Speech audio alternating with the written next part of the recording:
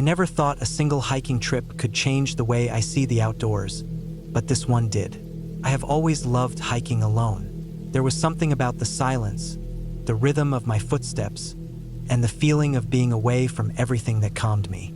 I used to tell myself that as long as I stayed prepared and careful, nothing truly bad could happen out there. I learned the hard way that I was wrong. I had planned a 2-day hike through a long stretch of forest in the late summer. The trail wasn't too far from my town, maybe a 2-hour drive. It wasn't one of the famous routes, but it was marked and maintained well enough for people who liked to get away from the crowds. I picked it because it promised solitude and quiet, and that was what I wanted. I packed everything the night before. My backpack was loaded with food, water, a small cooking stove, a sleeping bag, a tent, and all the basics. I even packed extra batteries for my flashlight and a small first aid kit. I checked the weather forecast twice before leaving. Clear skies, mild temperatures, no rain expected. It seemed perfect. When I parked my car at the trailhead early in the morning, there was no one else around. The parking lot was small and empty, which gave me a strange mix of excitement and unease. I knew I would probably not see anyone for the entire trip. That was the point, after all. I locked up, adjusted my backpack, and started walking. The first few miles were easy. The trail wound gently through tall trees, their leaves blocking much of the sun so the ground was cool and damp. Birds called from high branches, and sometimes a squirrel darted across the path ahead of me. I walked at a steady pace, not rushing. I wanted to enjoy the feeling of being out there, of hearing nothing but nature. After a couple of hours, I stopped for a break at a small clearing where sunlight fell through an opening in the trees. I set my pack down, drank some water, and ate a granola bar. I remember looking around and feeling that deep stillness that only exists in places far from people. No cars, no voices, not even the distant hum of a plane overhead. Just forest, thick and endless. I kept moving after that. The trail gradually grew narrower, and I noticed that the ground was rougher, covered in roots and stones. At times I had to watch every step so I wouldn't trip. I passed a few trail markers nailed to trees, each one reassuring me that I was still on the right path. By mid-afternoon, I reached a ridge that overlooked a long stretch of forest below. The view was wide and quiet, with trees spreading like an endless carpet. I could see no sign of human presence, no rooftops, no roads, no power lines. It was beautiful but also slightly intimidating. From up there, I realized how small I really was compared to all that wilderness. I decided to set up camp a little before sunset, near a shallow stream where the trail dipped into a valley. The stream was slow and clear, and I filled my bottle with filtered water. I pitched my tent a few yards away, just on higher ground in case the water rose at night. By the time the tent was up and my small stove was heating a simple meal, the forest around me was starting to grow darker. That night, as I sat outside the tent eating, I felt something strange. It wasn't anything I could put into words at first. It was just a heaviness in the air, a kind of silence that seemed too deep. The birds had stopped calling, and even the sound of insects was faint. I kept telling myself it was normal, that forests often quiet down at night. Still, I couldn't shake the feeling that something was pressing in from the darkness. I crawled into my tent, zipped the flap shut, and laid down. I tried to read a little with my flashlight, but my mind wasn't focused. Every small sound outside made me pause. The snap of a branch, the rustle of leaves, the distant cry of an animal. Each one made my heart beat a little faster. Eventually, exhaustion took over, and I drifted into sleep. I woke up in the middle of the night with my heart racing. Something had pulled me out of sleep, though I didn't know what. I lay completely still, listening. The forest was silent again, but this time it didn't feel like ordinary quiet. It felt like something was moving just outside the thin walls of my tent. I held my breath and listened harder. There it was, a slow, deliberate crunch of leaves. Then another, then a pause. My stomach tightened. It wasn't the sound of a squirrel or a raccoon scurrying about. It was heavier, slower, almost cautious. It circled part of the tent, then stopped.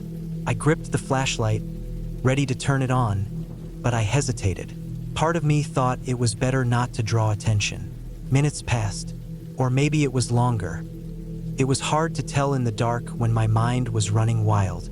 Eventually, the sounds faded away. I waited a long time before I dared to breathe normally again. I told myself it must have been a deer, or maybe even a bear passing by. Animals moved through the woods all the time, but something about those steps felt too measured, too careful. I barely slept after that. Every time my eyes started to close, I would snap them open again, listening for more sounds. When the first gray light of morning filtered into the tent, I felt relief so strong it almost hurt. I stepped outside, stretching, and looked around. The campsite was untouched. Nothing seemed disturbed. No paw prints or broken branches. Nothing. I packed up quickly and set off again. I told myself I was just spooked, tired and nervous. Still, I walked faster than before, as if putting more miles between me and that campsite would erase the uneasy feeling. The trail that day was more challenging. It climbed steeply in some parts, and the ground was rough with loose stones. I slipped a few times, catching myself on trees. My shoulders ached from the weight of the pack. Sweat soaked through my shirt, and every now and then I stopped to wipe it away and drink water. By afternoon, clouds started to move in, even though the forecast had promised clear skies. The air grew heavier and the woods darker. The wind picked up, carrying the smell of damp leaves. I felt uneasy again, but this time it was because I knew weather could change everything out there. A storm in the woods wasn't something to take lightly. I pushed on, hoping to reach another marked campsite before dark. But as the sky dimmed and the air grew cooler, I realized I wasn't making as much progress as I had hoped. The trail markers seemed farther apart, and at one point I thought I had missed a turn. I doubled back, scanning the trees until I finally spotted another faded mark. My chest tightened with the thought of getting lost.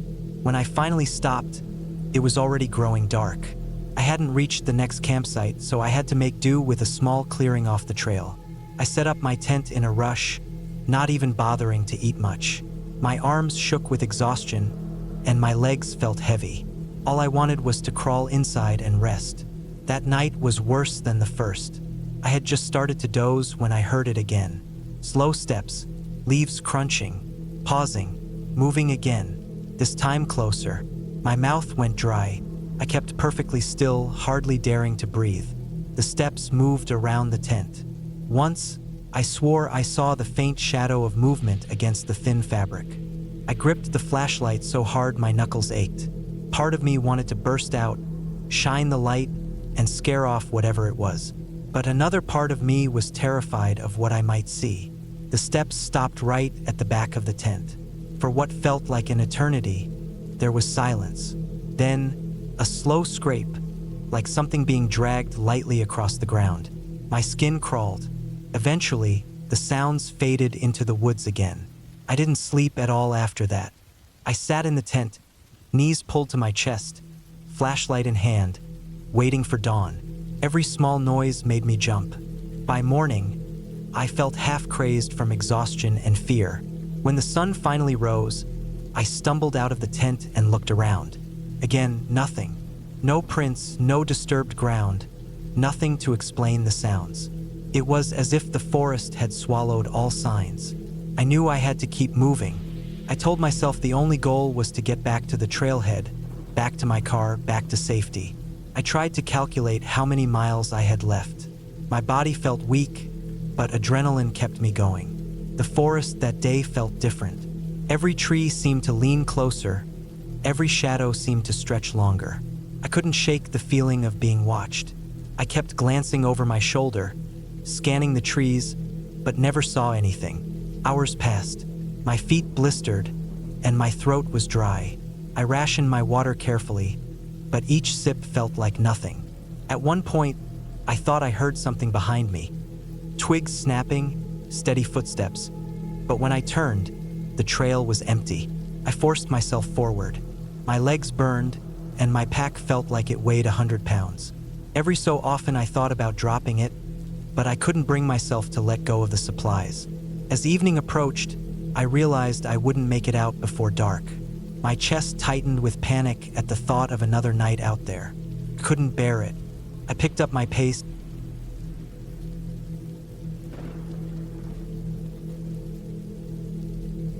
I had been looking forward to a quiet weekend in the cabin for months.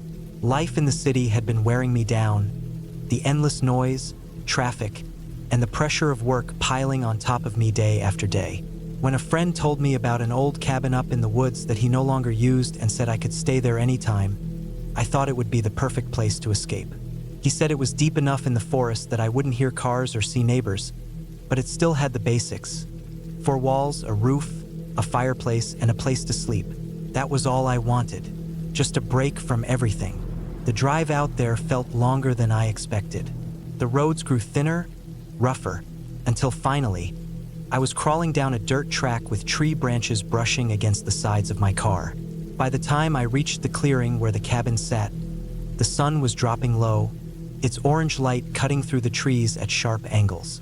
The cabin was small, built from thick, weathered logs with a tin roof that looked patched in places. The windows were streaked with grime, but the sight of it gave me a strange kind of comfort. It was isolated, quiet, exactly what I needed. I parked by the side, stepped out, and felt the silence wrap around me.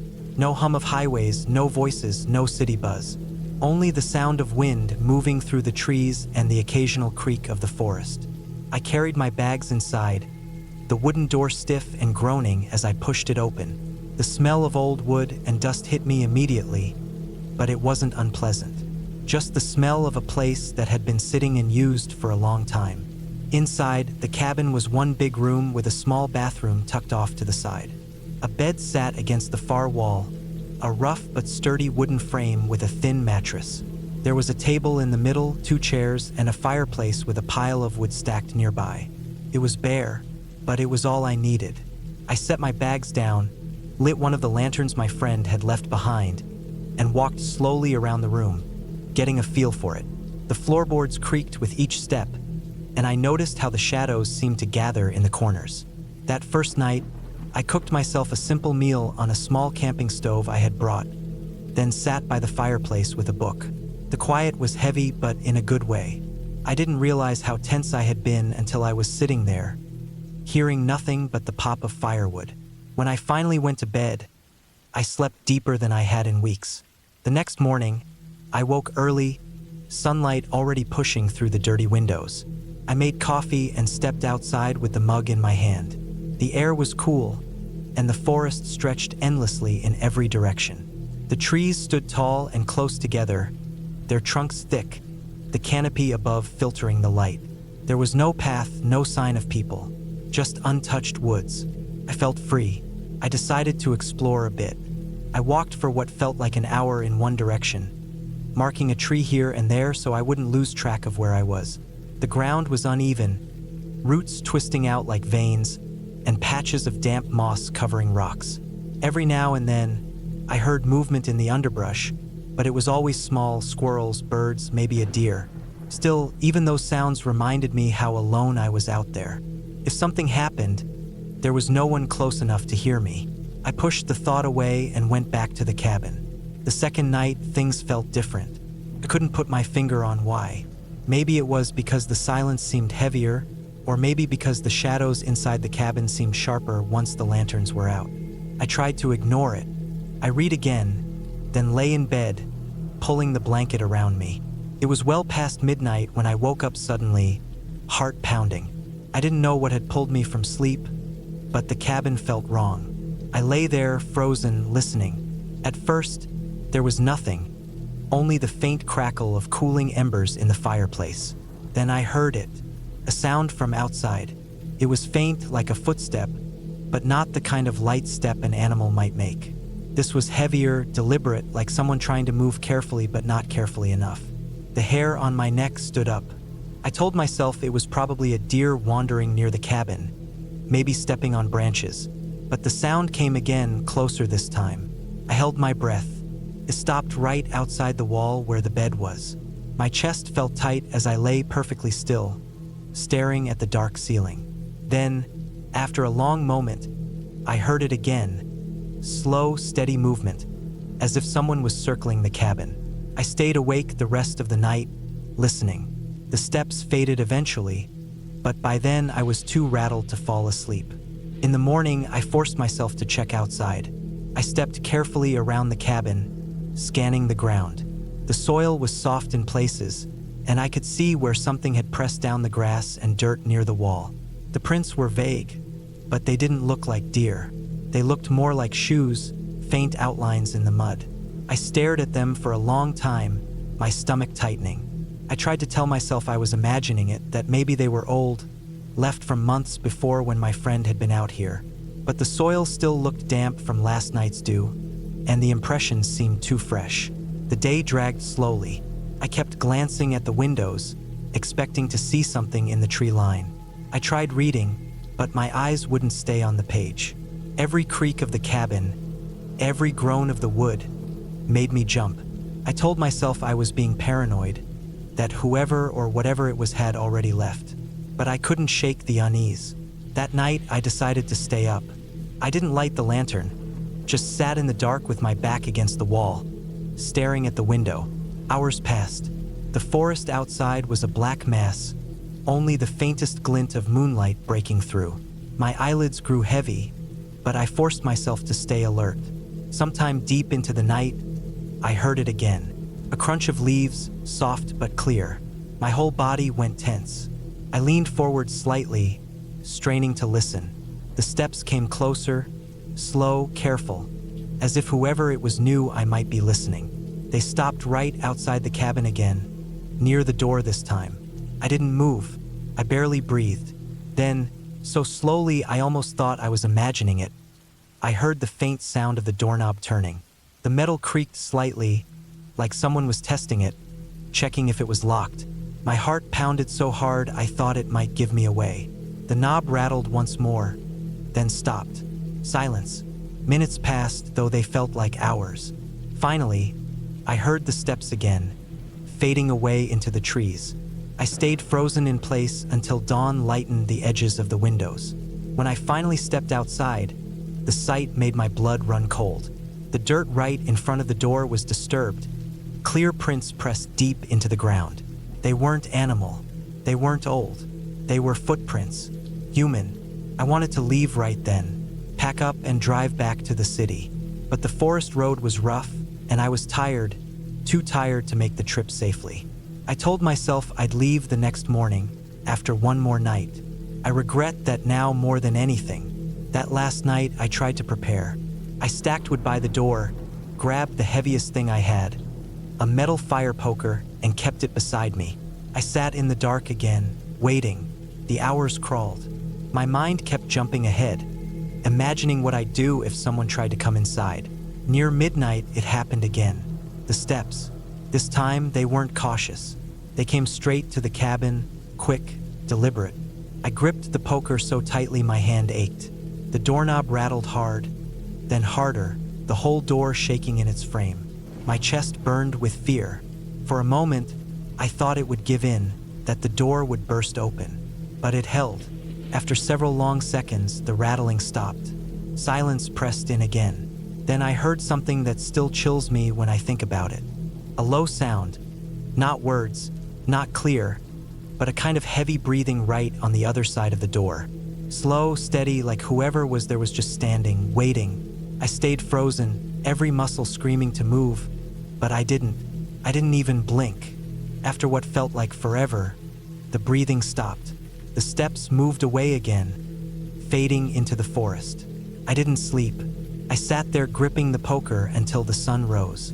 As soon as the light hit the clearing, I grabbed my bag, threw everything in the car, and drove out of there as fast as I could. When I finally reached the main road hours later, the relief nearly dropped me in my seat. I didn't look back. Couldn't. It's been weeks now, and I still can't shake it. I don't know who was out there or what they wanted, but I know one thing with certainty. Someone had been watching that cabin. Someone had been walking the woods at night, waiting. And if that old door had been weaker, if I had fallen asleep instead of waiting in the dark, I don't think I would have ever made it back out.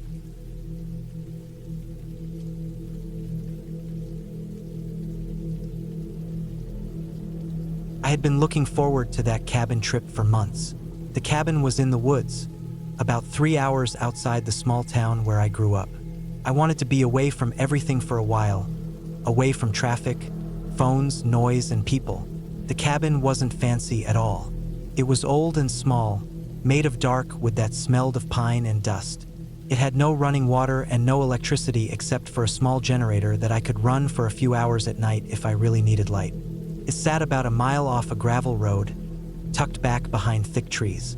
The nearest house was at least 4 or 5 miles away. The remoteness was part of the reason I wanted to go there. The cabin had been in my family for years. My grandfather built it when he was young, and my father had kept it standing with repairs over the decades.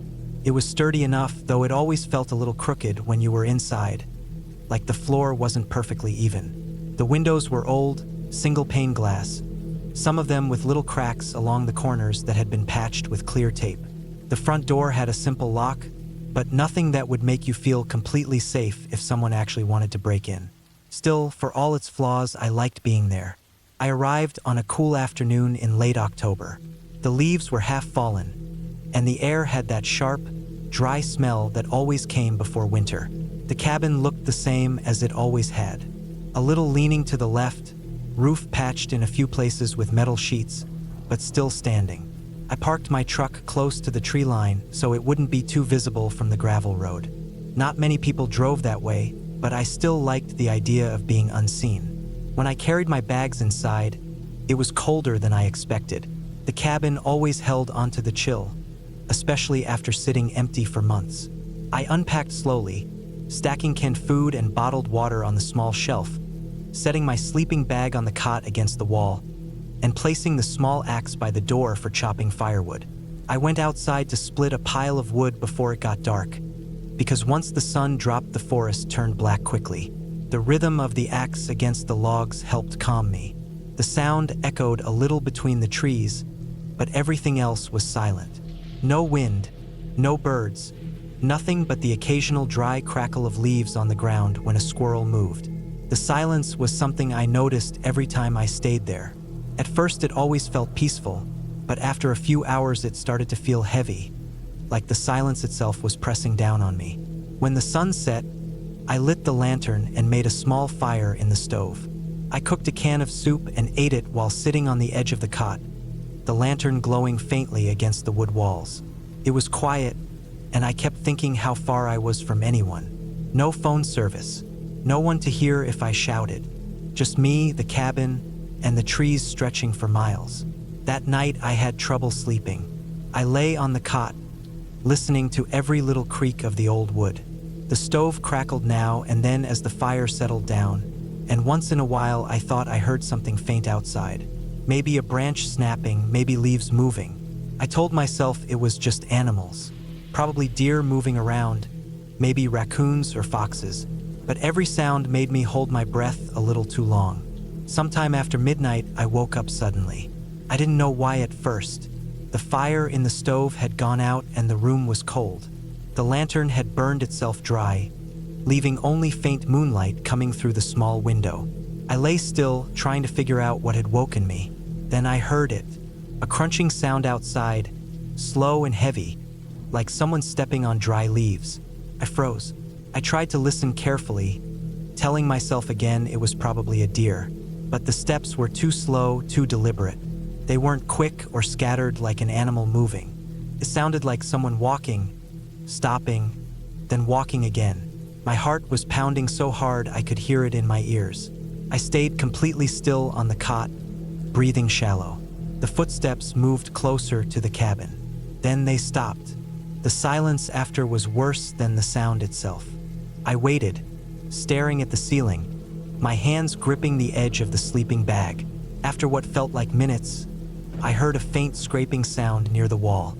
Not at the door, not at the window, but along the wooden boards of the wall, like something being dragged across the outside. Then nothing. I didn't move for the rest of the night. I just lay there, eyes open, until the faint light of morning came through the window. When I finally got up, I forced myself to go outside. The air was cold, and my breath came out in clouds. The ground around the cabin was covered in leaves, and I looked for tracks, but it was hard to tell. I thought I saw what looked like a shoe print near the back corner of the cabin, but it was half covered in leaves and I couldn't be sure. I tried to convince myself I was imagining things, that it had only been animals. All day I felt uneasy. I kept checking the tree line, thinking I saw movement between the trunks, but it was always just shadows. I carried the axe with me whenever I went outside. That second night, I kept the lantern burning longer and made sure the fire in the stove was strong. I tried to read an old book I had brought, but my eyes kept shifting to the windows. Hours went by, and eventually I laid down, though I wasn't really tired. Around 2 in the morning, I heard it again. The crunch of leaves, slow steps outside. My chest tightened instantly. I sat up in the cot, trying not to make any sound. The footsteps circled the cabin this time. I could hear them moving along one wall, then around to the other side. They were steady, unhurried. I gripped the axe in my hands, staring at the door. Then came a sound that froze me completely. The doorknob rattled, just slightly, like someone was testing it. Shook once, then stopped. I held my breath so long my lungs hurt. After a few seconds, the knob rattled again, harder this time. Then silence. I didn't sleep at all that night. When the morning came, I was exhausted, my nerves raw. I went outside again, and this time I was sure. There were prints in the dirt by the door. Not boots, not big heavy shoes, just regular sneakers. I stood there staring at them, my skin cold despite the morning sun. Someone had been out there. Someone had tried the door. I had no phone service, and even if I did, I wasn't sure what I'd say. That someone was walking around the cabin at night? That they had tried the knob? The police would take hours to get out here if they came at all. I thought about leaving, but the thought of packing up and driving down that narrow gravel road while someone could be hiding in the woods made me hesitate. I didn't know where they were or what they wanted. At least in the cabin I had 4 walls, a door, and the axe. The third night was worse. I stayed awake, sitting in the chair near the door with the axe in my lap. The lantern burned until it sputtered out. Then it was just the fire's glow. Around midnight, the footsteps came again. This time they came right up to the window. I could hear the faint crunch of leaves. Then a shadow passed across the thin curtains. Someone was standing just inches from where I sat. I didn't move. They stayed there for a long time, longer than made any sense. Just standing, watching. Then slowly they moved to the next window. I followed the shadow, axe still in my grip. My heart hammered so hard it felt like it would break my ribs. Then silence again. I stayed like that until the morning light came. When I finally opened the door, there were fresh prints all around the cabin. Dozens of them circling again and again. That was when I decided to leave. I packed quickly, throwing everything into bags, not caring if I forgot things. I put the axe on the seat beside me in the truck. When I pulled out of the clearing, I kept checking the mirror, expecting to see someone step out of the trees. The road felt longer than ever, and every bend made me tense, thinking someone might be waiting. When I finally reached the highway, I felt a wave of relief, but it didn't last. The prints around the cabin, the rattling knob, the shadow at the window, none of it left my mind. Even now, weeks later, I can't stop thinking about it. Someone had been out there. They knew I was inside. They circled me for nights, testing, waiting. And the worst part is not knowing who they were, or what would have happened if I had made a sound, or if the door hadn't held that night.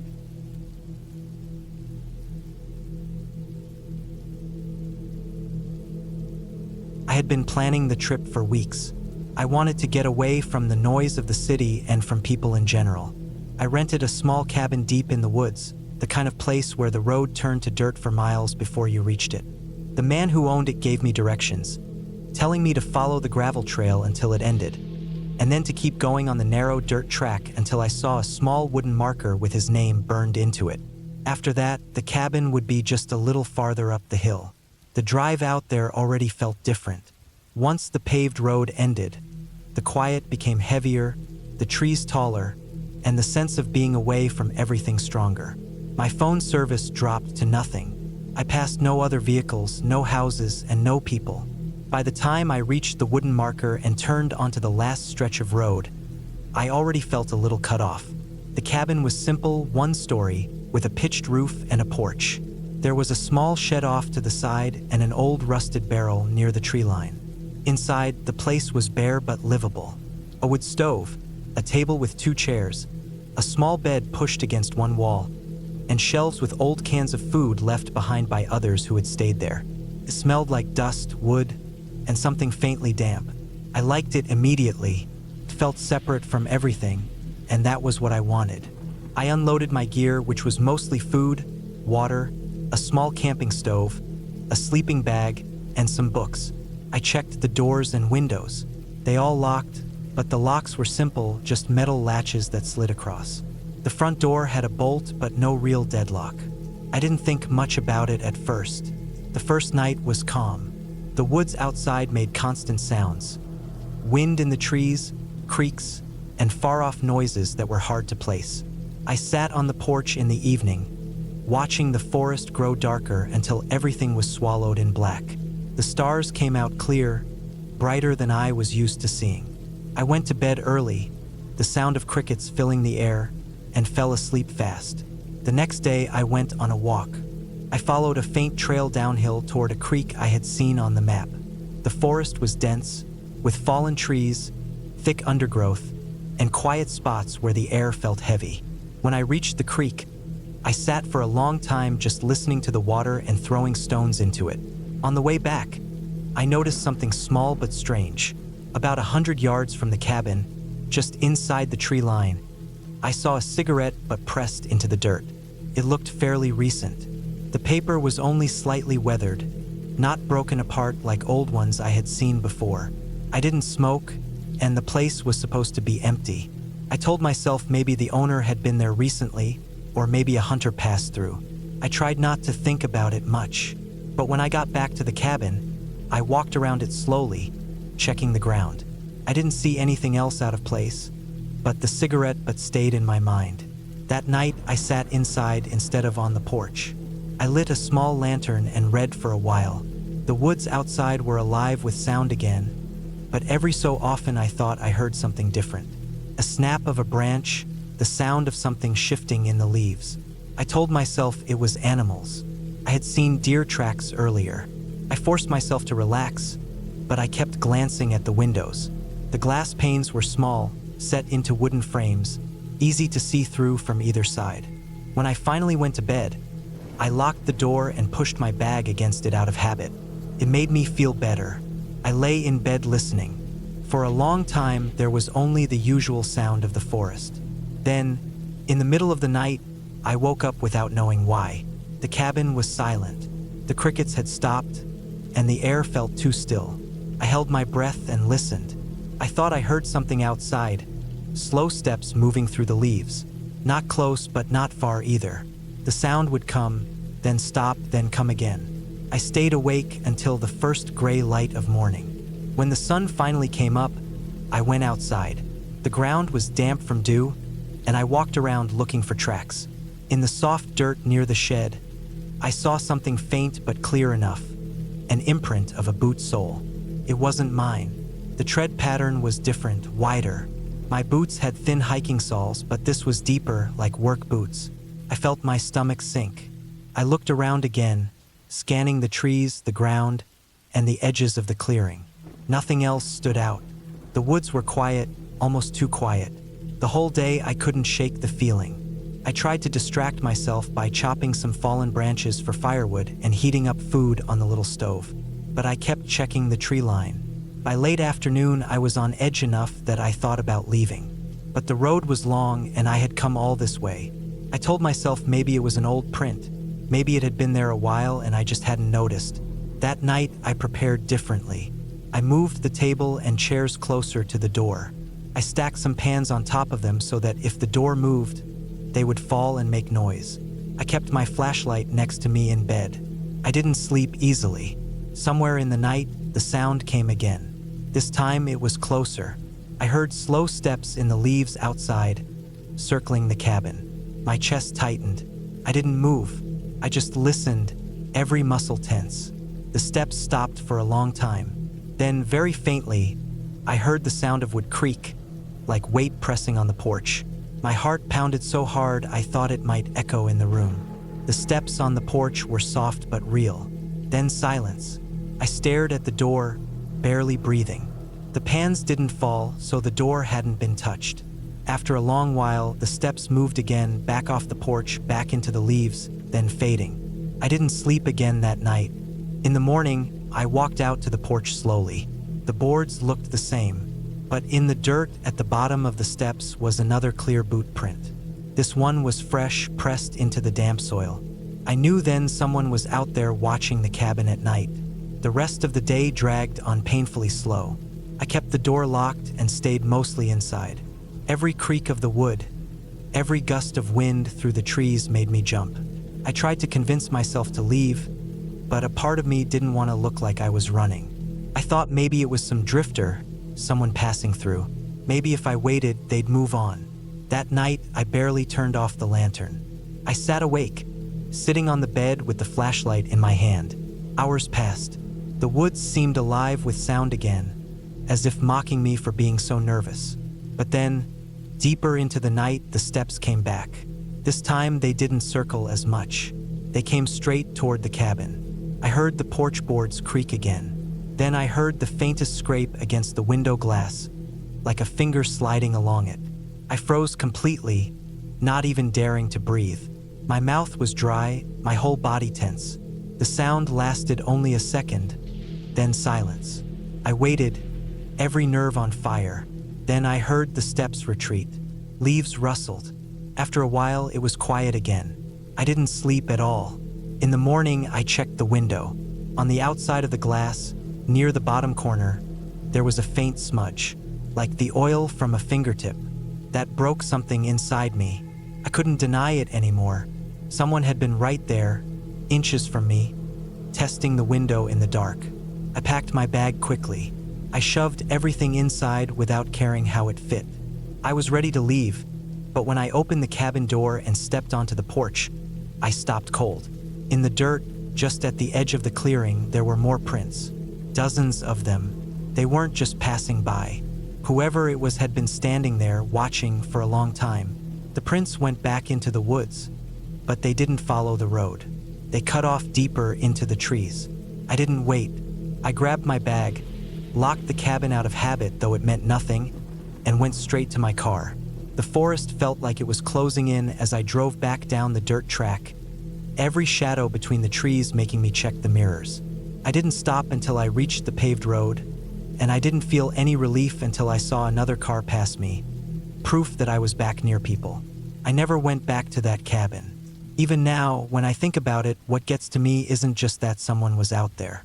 It's that they didn't try to break in. They didn't rush the door or smash the glass. They just circled night after night, waiting, watching, testing. Whoever it was had patience, and that patience felt worse than anything else. That was the part that still makes my skin crawl. The thought that if I had stayed just one more night, maybe they would have finally decided the waiting was over.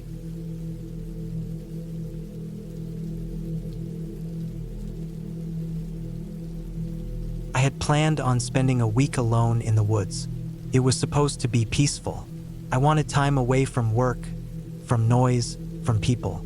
A friend had told me about a small cabin deep in the forest, far from any main roads, the kind of place where you could go days without hearing another car or voice. That was exactly what I thought I needed. I packed my truck with supplies, food, a sleeping bag even though the cabin already had a bed, some tools, and extra clothes. I told myself this would be a calm retreat. No distractions, no internet, no phone service. Just me and the quiet. When I first got there, the cabin looked better than I expected. It was small, just one room with a corner section that worked as a kitchen. The wood outside was old but solid, the windows had shutters, and the door locked properly. Inside there was a small wood stove, a single bed, a table with 2 chairs, and a couple of shelves nailed to the wall. Everything was dusty, but it felt strong. The kind of place built years ago but still standing because it had been made by someone who knew what they were doing. The first day went by easily. I unloaded the truck, stacked my food on the shelves, and filled a bucket with water from a small stream nearby. I set up my lantern and checked how much firewood was stacked by the side of the cabin. There was enough to last several days. At night, I sat at the table with a book, listened to the wind moving through the trees, and thought I had made the right choice. It felt quiet in a way I wasn't used to, like the world had slowed down and I was finally able to breathe without constant noise. The second day, I walked the trails around the cabin. I didn't go too far, just enough to see where the stream curved and where the tree line opened into a rocky patch of ground. I marked a few trees with small cuts so I wouldn't lose my way back. The woods were thick and easy to get turned around in. I knew better than to push too far out without a real plan. When I got back that afternoon, I noticed the first thing that unsettled me. On the table where I had left my book, there was a small pile of pine needles. I remembered sweeping the table with my hand before I sat down the night before. The shutters had been closed, so wind couldn't have blown them in. I brushed them onto the floor, not thinking too much of it, but it stuck in my head longer than I liked. That night, I couldn't fall asleep as quickly. The cabin made noises, old wood creaking, the faint sound of scratching like a branch moving against the outer wall, even though I had checked and no tree leaned close enough to touch. The stove clicked as it cooled down. I told myself it was normal. Cabins in the woods always made sounds at night. It was only strange because I wasn't used to being in silence where every tiny noise stood out. On the third day, I woke up later than I planned. Sunlight was already coming through the cracks of the shutters. When I went outside, I noticed something else. Near the side of the cabin, the ground looked disturbed. It wasn't an animal digging, because the soil had been scraped with lines, almost like someone dragged a stick across it in random shapes. I stared at it for a while, trying to decide if it had been there before and I just hadn't noticed. But the dirt was loose and freshly moved. I walked around the cabin twice, checked the tree line, but didn't see anything else. That evening I was chopping wood when I heard what I thought was a cough. It came from somewhere deeper in the trees. I froze with the axe in my hand. I waited, holding my breath, listening. The woods were still again, only wind moving high in the branches. I told myself it could have been an animal. A deer sometimes makes noises like that, but it had sounded too much like a person clearing their throat. When night came, I locked the cabin door, bolted the shutters, and sat by the stove longer than usual. The air felt heavier. Every time I looked toward the window, I pictured someone standing just outside the shutter, silent, listening. I slept badly, waking up to every sound. The fourth morning, I went outside and found clear footprints in the mud near the stream. They weren't mine. The tread was different, narrower, and the stride was longer. They came from the woods, stopped at the stream, and then turned back the way they came. My stomach tightened when I saw them. I hadn't seen or heard another person since arriving. Whoever it was had been close enough to my cabin to leave tracks. I started paying more attention after that. Every sound outside made me stop what I was doing. Every time the wind shifted, I looked up expecting to see someone.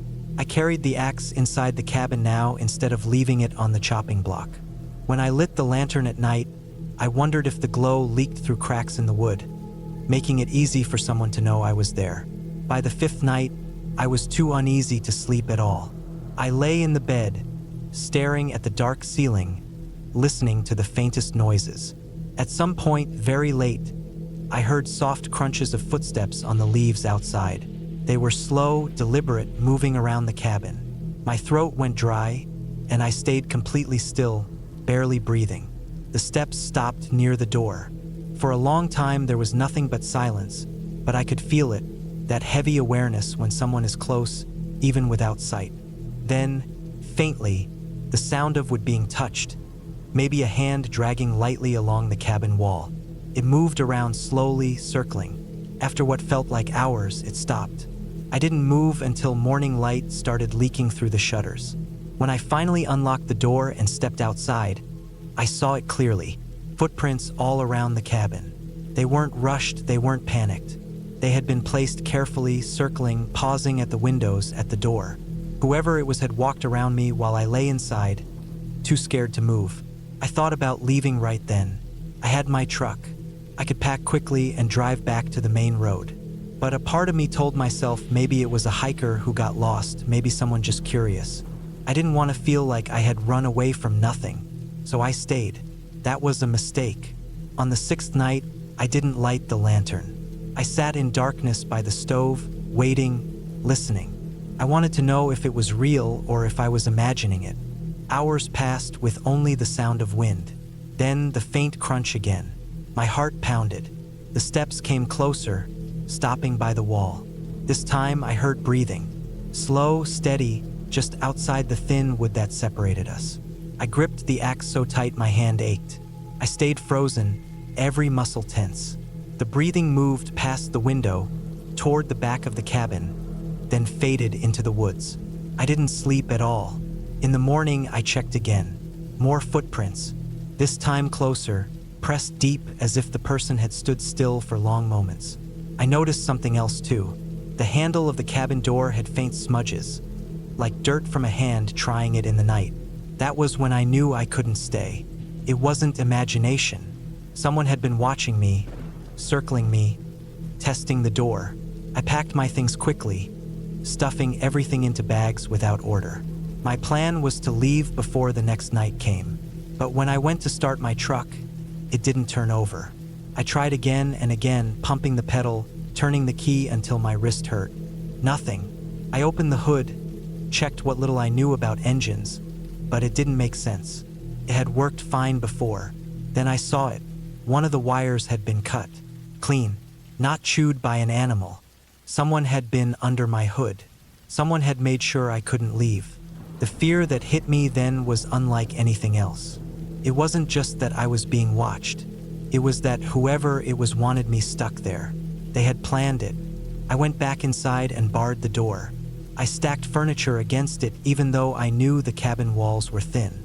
I sat by the window with the axe, staring out at the trees, waiting for movement. All day the woods stayed silent. Every shadow between trees looked like a person standing still. My chest hurt from the way I breathed, shallow and fast. That night, I didn't hear footsteps. I didn't hear anything. That silence was worse. I kept waiting for the sound of the door, the window, something breaking. Hours passed, but nothing happened. When daylight came, I stepped outside slowly. The footprints were there again, circling. But now, on the table inside the cabin, there was something new. A small stack of stones had been placed in the center, neatly balanced. I hadn't heard anyone come in. I hadn't heard the door, but it was there, proof that at some point in the night while I was awake, someone had entered without a sound, left their mark and gone. I broke then. I couldn't think straight. I grabbed my bag, the axe in my other hand, and started walking fast down the dirt trail that led away from the cabin. I didn't care about leaving things behind. I just needed to get back to the main road. The trail felt endless. Every time the wind moved the branches, I snapped my head around. I imagined someone following just out of sight. The forest pressed close, quiet and heavy. After hours of walking, my legs ached, but I pushed harder. Finally, as the sun started lowering, I reached the gravel road where my truck had first turned off days ago. Relief nearly dropped me to my knees. I kept walking until I saw the distant glint of metal.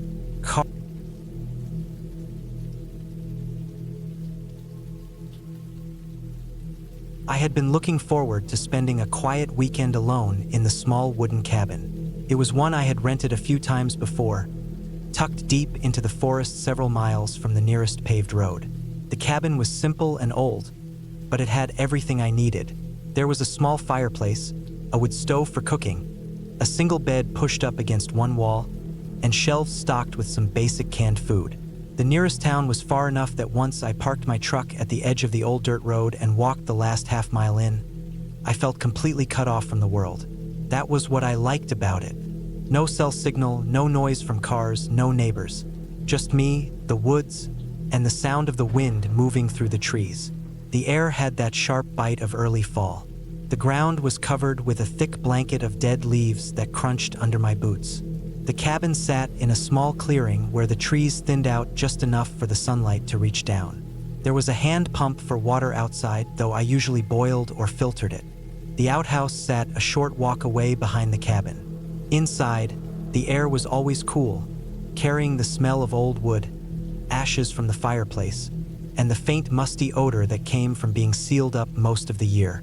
I dropped my bag by the door, set some firewood inside, and took a slow look around like I always did. Nothing ever changed much. The walls were bare except for a couple of hooks where I hung my jacket. The small table in the corner held a lantern and some old matches. It was quiet, the kind of quiet that felt almost too big for the small space. The first day went how I expected. I unpacked some food, walked a bit around the clearing, and split some extra wood for later. The sun dipped early behind the tall trees, and the chill started to settle in fast.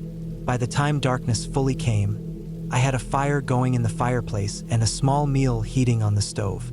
The flames snapped and threw shadows across the old boards, and the air inside warmed to the point where I could take off my jacket. I sat in the single wooden chair, listened to the fire, and thought about nothing. It was exactly the kind of peace I had been craving. That night, I lay down in the small bed with only the firelight flickering across the room. The forest outside had its own life after dark. I could hear owls far off and the occasional snap of branches when something moved in the underbrush. I was used to that, though. I had spent enough time out here to know the sounds of deer, raccoons, and even the odd fox. The cabin always felt like a barrier against it all. Thin as it was still something solid between me and the outside. But sometime in the middle of the night, I woke up to a different sound. It wasn't the usual crack of branches or rustle of leaves. It was sharper, closer. A sound like dry wood being stepped on just outside the cabin. My eyes opened immediately. The fire had burned low, just faint orange light glowing in the ashes. My heart picked up fast, and I lay very still. I told myself it could just be a deer. They came close sometimes, even brushed right against the side of the cabin. I held my breath and listened. After a long silence, I heard another crunch, slow and heavy, right outside near the wall where the bed was. It wasn't quick like an animal scurrying. It was paced, deliberate. My throat went dry as I stared into the dim cabin, the sound of my own heartbeat pounding in my ears. I didn't move for what felt like half an hour, though it was probably only minutes. Finally, the sound faded.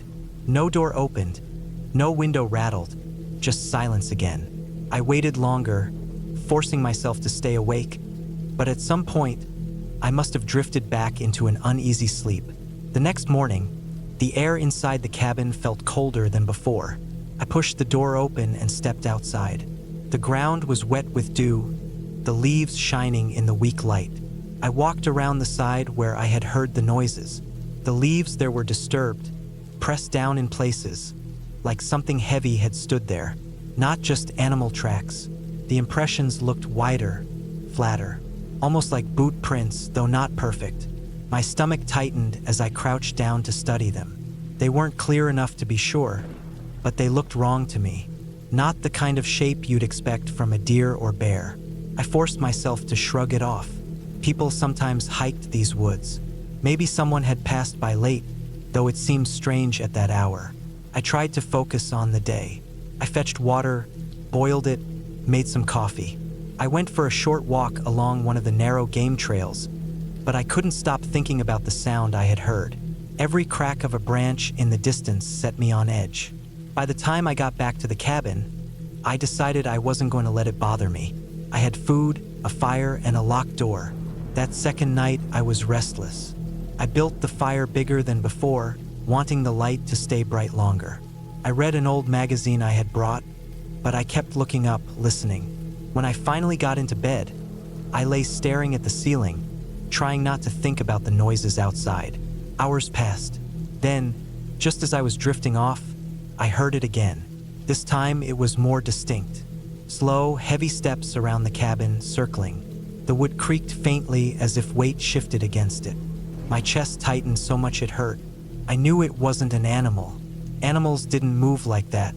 Animals didn't stop right by the door and stand there. I could hear the faint crunch of leaves, the stillness in between. I sat up in bed, silent, not even daring to breathe too loudly. The steps moved around the far side, paused, then faded into the trees. I stayed awake until dawn again, shivering though the fire still glowed. When the sun finally came, I went outside. This time I saw it clear, a footprint in the damp earth near the back of the cabin. It was unmistakable. A boot print, deep enough to show the heel, pointing straight toward the cabin wall. My hands shook as I crouched over it. There was no reason for anyone else to be here. No other cabins for miles, no campsites nearby. Whoever it was had come in the night and stood right outside while I slept. I wanted to leave right then, but the thought of walking alone down that long dirt road with someone possibly following made my skin crawl. At least in the cabin I had walls, a lock, and fire. I decided to stay, but I couldn't relax anymore. Every noise in the forest set me on edge. I barely ate. I stacked more wood inside, set my axe close by, and kept looking at the windows like something might peer in at any moment. That third night was worse than the others. The sound started earlier, just after dark. A shuffle of steps outside, closer this time. Then a soft scrape along the wall. My hands gripped the axe so tight they hurt. The fire flickered. Shadows jumped across the walls, and I sat frozen in the chair, staring at the door. Hours passed like that. Sometimes it went quiet for long stretches. Then the sound came back. A slow, dragging step. Once I thought I heard the faint click of the doorknob. By morning, I was exhausted. My nerves felt raw, my thoughts scattered. I stumbled outside in the pale light and saw more prints. This time, they circled the cabin completely. Whoever it was had walked around me again and again in the dark while I sat clutching the axe. That was when I knew I had to leave. I packed fast, throwing what I could into my bag. I didn't care about leaving food or wood behind. I just wanted to get to my truck. The woods felt different as I started down the dirt path. The air was heavy, every sound sharp. I kept turning, looking back. Once I swore I saw movement between the trees, a shape slipping behind a trunk. My pace quickened until I was nearly running, leaves and sticks snapping under my boots. The road stretched longer than I remembered. My lungs burned, and sweat chilled my skin. At last, I saw the faint shape of my truck through the trees. Relief hit so strong my knees almost gave out. I fumbled the keys from my pocket, threw my bag in the seat, and started the engine. The sound of it filled the silence like a shield. I pulled onto the dirt road fast, tires spitting gravel. Only when I reached the paved road miles later did I finally breathe normally. The woods grew smaller in the mirror, and I swore I saw no one, but I couldn't shake the feeling of being watched. Even now, I don't know who it was or what they wanted. All I know is someone had been out there, night after night, circling that cabin while I was inside. I never went back.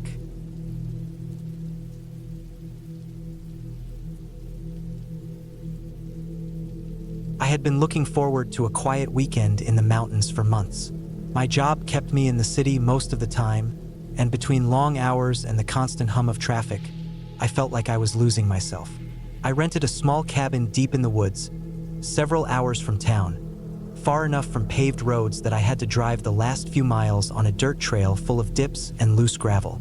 The cabin wasn't much more than a wooden box with a roof, but it had a fireplace, a cot, a small kitchen with a propane stove, and most importantly, no neighbors.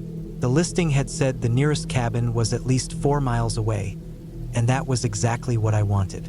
The first day I arrived, the air felt fresh, colder than I expected, even though it was late summer. The forest stretched in every direction, thick with pines and firs, their trunks tall and straight like dark columns. The dirt road I had taken disappeared behind me, swallowed by the trees as if it had never been there. When I stepped out of the car, I could hear nothing but the soft wind pushing through the branches. No traffic, no voices, not even a plane overhead. Just silence. I unpacked my things slowly. I carried in a cooler of food, a duffel bag of clothes, a lantern, and a few tools I thought I might need. The cabin had no electricity, but there was a water pump nearby and plenty of wood stacked by the porch for fires.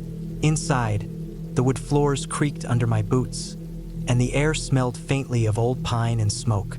A thin layer of dust covered the window sills, and cobwebs hung in the corners, but otherwise the place looked sturdy and untouched.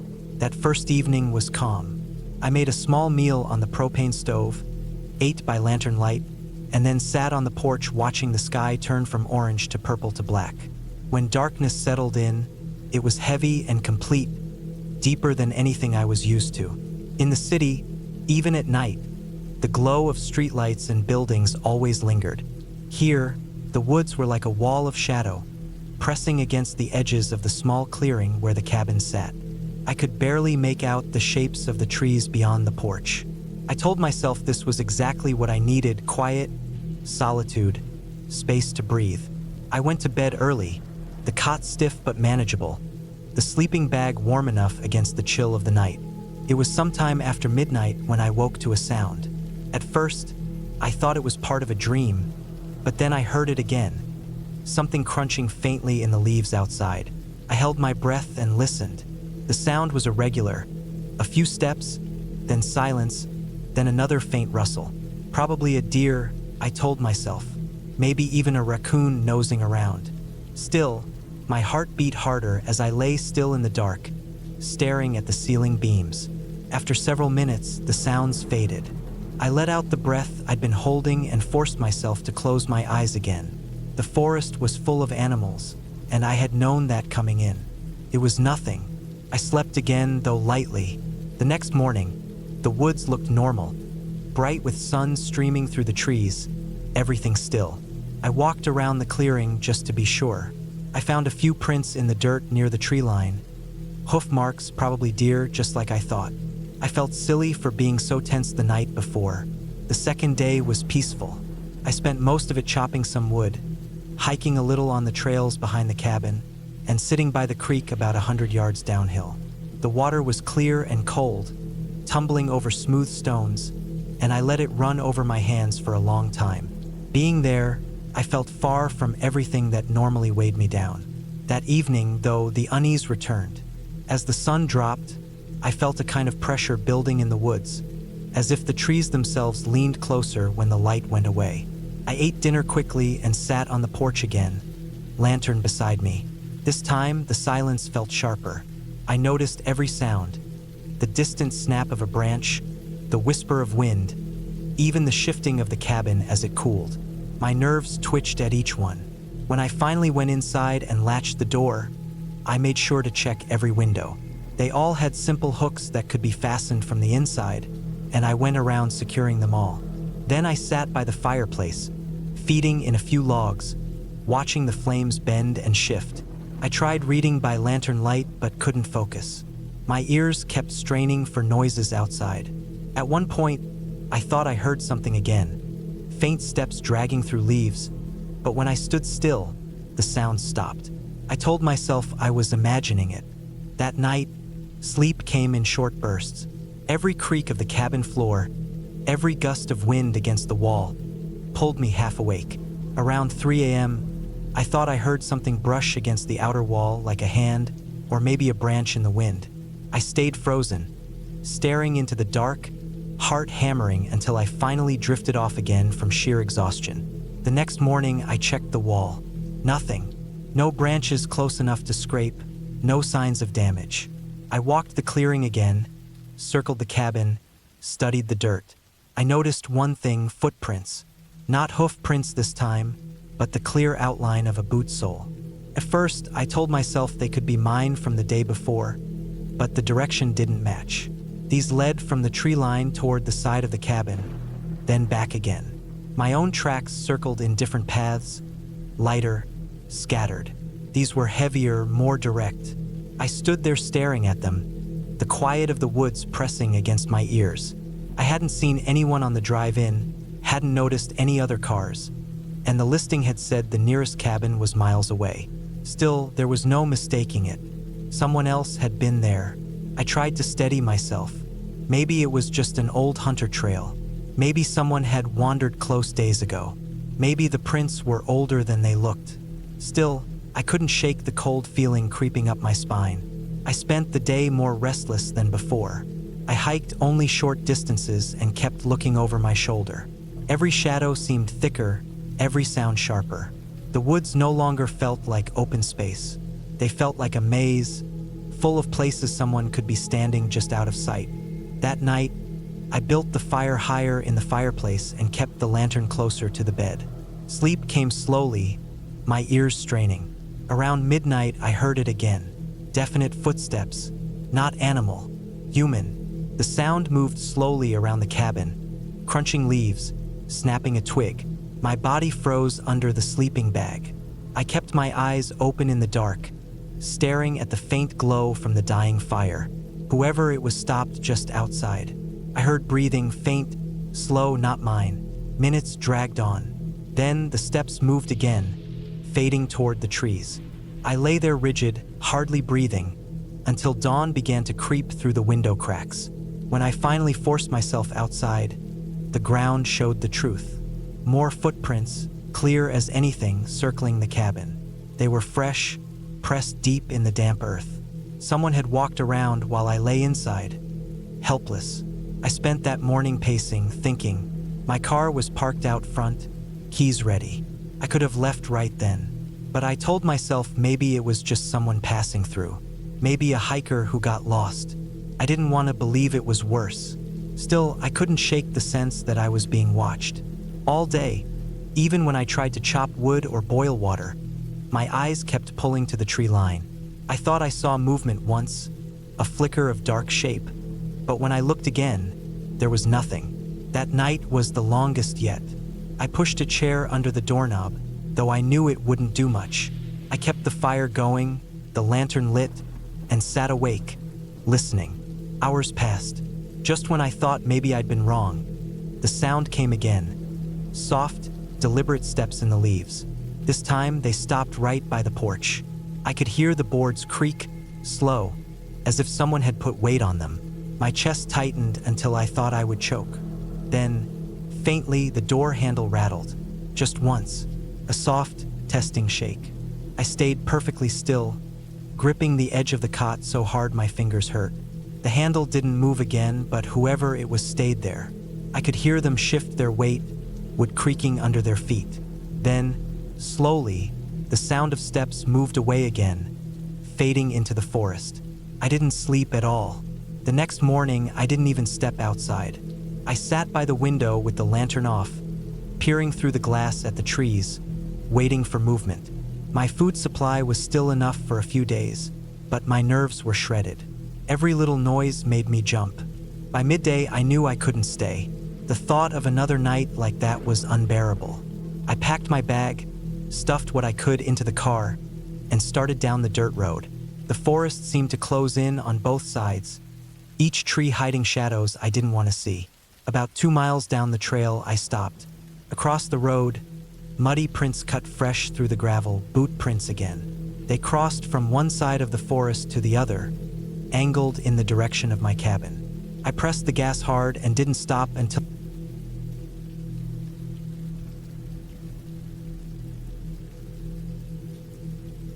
I had been planning the trip for a while, but when I finally drove out there, I realized I had underestimated what it meant to spend time alone in a cabin deep in the woods. I had rented it for a full week, thinking the isolation would help me clear my head and get away from the constant noise of the city. The cabin was small, older, and made mostly of dark wood that smelled faintly of pine and dampness. It sat at the edge of a slope that went down into thicker woods, and the nearest road was just a single-lane gravel track that wound its way up from a highway miles below. The first time I saw the place, I felt a little uneasy but tried to shake it off. The roof sagged slightly in the middle, the window frames were chipped, and the porch steps creaked when I walked up. Still, I had wanted quiet and space, and that's what this cabin promised. Inside, it was simple. One main room with a small kitchen area on one side, a wood stove near the center, and a bedroom toward the back. There was no television, no Wi-Fi, and the cell service had dropped out long before I reached the gravel road. I had packed books, notebooks, and enough food to last me the week. I told myself this was exactly what I needed. The first night passed without trouble. I lit a fire in the stove, cooked some pasta on a small gas burner, and listened to the wind in the trees outside. I read for a while by lantern light before going to bed. The bed creaked, and the mattress sagged in the middle, but the blankets were heavy, and the silence outside was something I hadn't felt in years. At first, I struggled to fall asleep because I wasn't used to such complete quiet, but eventually I drifted off. The second day, I tried hiking the trails around the cabin.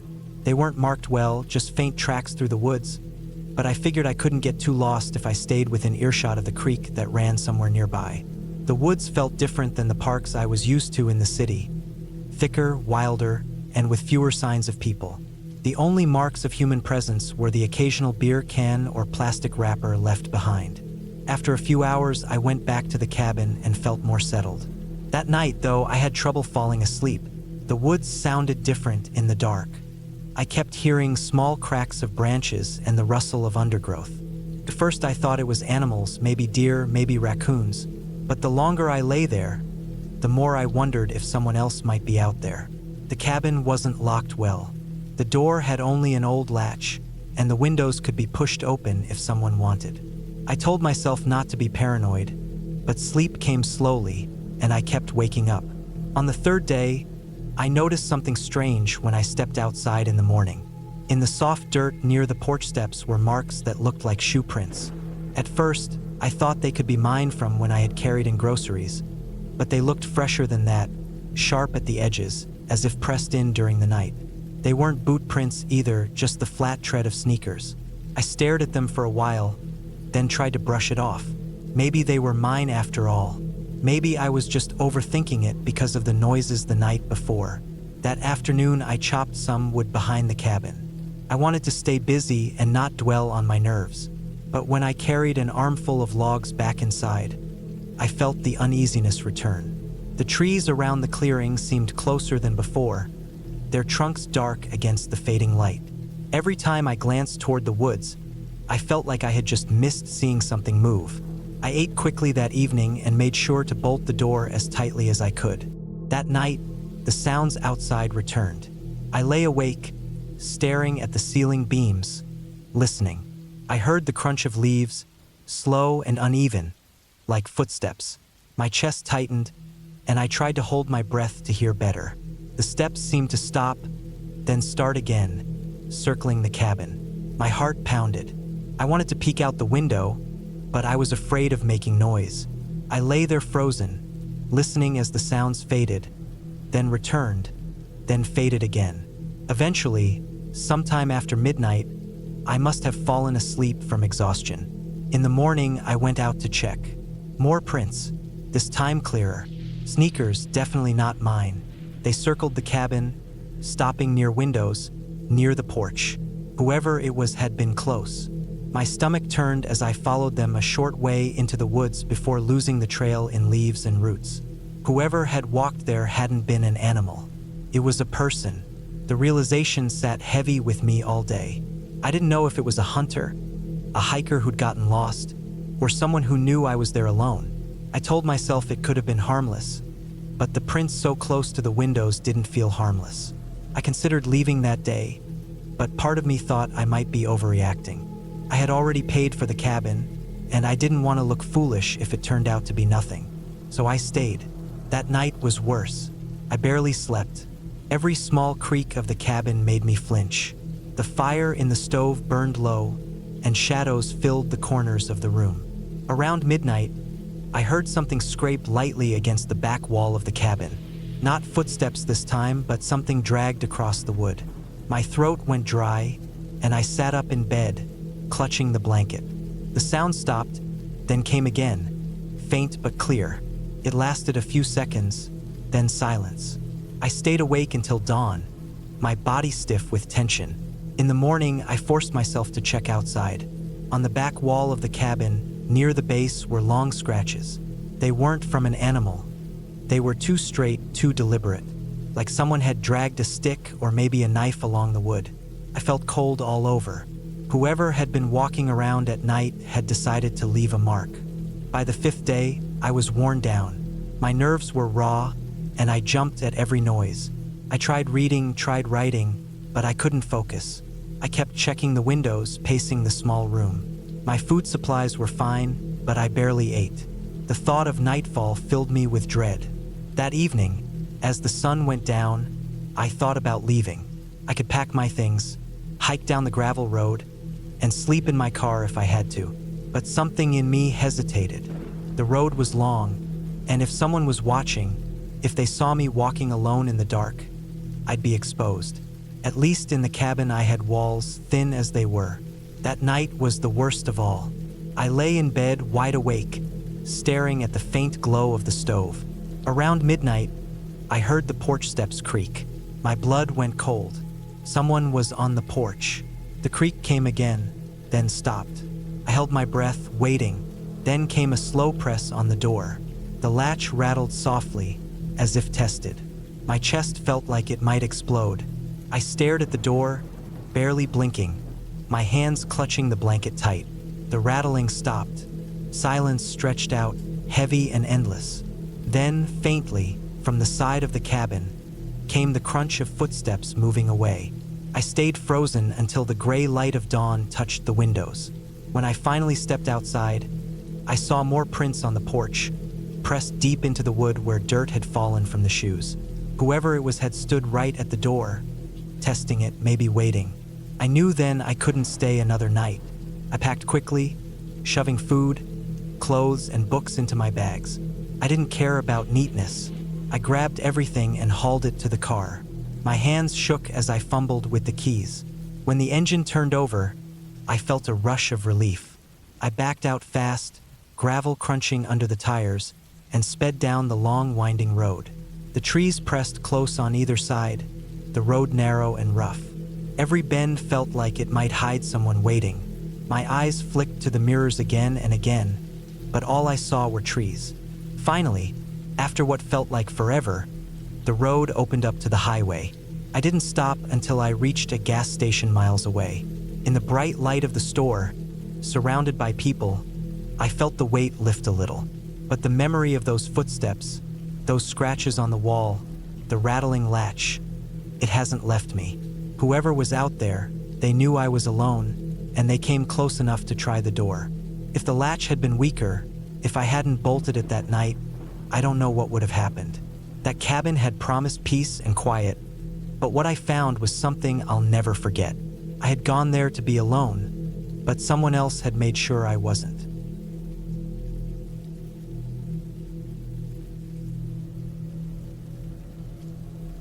I had been planning a quiet trip for months, a chance to get away from the constant noise of the city and the endless stress of work. The cabin I chose was small and isolated, deep inside the woods, with no close neighbors. That was exactly what I wanted. I imagined long evenings with nothing but the sound of wind pushing against the trees, mornings where I could watch the fog roll through the forest, and afternoons of sitting outside with nothing on my mind. I wanted quiet, complete quiet. The drive there took longer than I expected. The road grew narrower the deeper I went, and the trees pressed in closer from both sides until it felt like I was driving into another world. The gravel road wound up into the hills, and the tall pines blocked most of the sky. When I finally reached the small clearing where the cabin stood, the sun was already beginning to lower, leaving thin streaks of light between the trees. The cabin looked old but solid. A single floor, weathered wooden walls, a steep roof, and a stone chimney that looked as if it hadn't been used in years. The porch sagged slightly at the edges, but the door and windows seemed secure. Behind the cabin was a shed, locked with a rusty padlock. The place was as quiet as I had hoped. I carried in my bags, unloaded the food, water, and supplies I had brought, and locked the door behind me. Inside, the cabin was simple. A small kitchen, a single bedroom, and a living area with an old couch facing a stone fireplace. The wood floors creaked under my boots. I could smell the mustiness of the place, the kind of smell that comes from long stretches of being shut tight without air. I opened a few windows to let the breeze in and walked around slowly, taking it all in. I told myself this was exactly what I needed. The first night was uneventful. I ate a quick meal, sat on the porch for a while listening to the insects and the faint rustling of branches, then went to bed early. The silence was heavier than I was used to, but not unpleasant. I slept well. The next day I hiked through the woods, following deer trails and streams, getting a sense of the land around the cabin. The forest stretched for miles.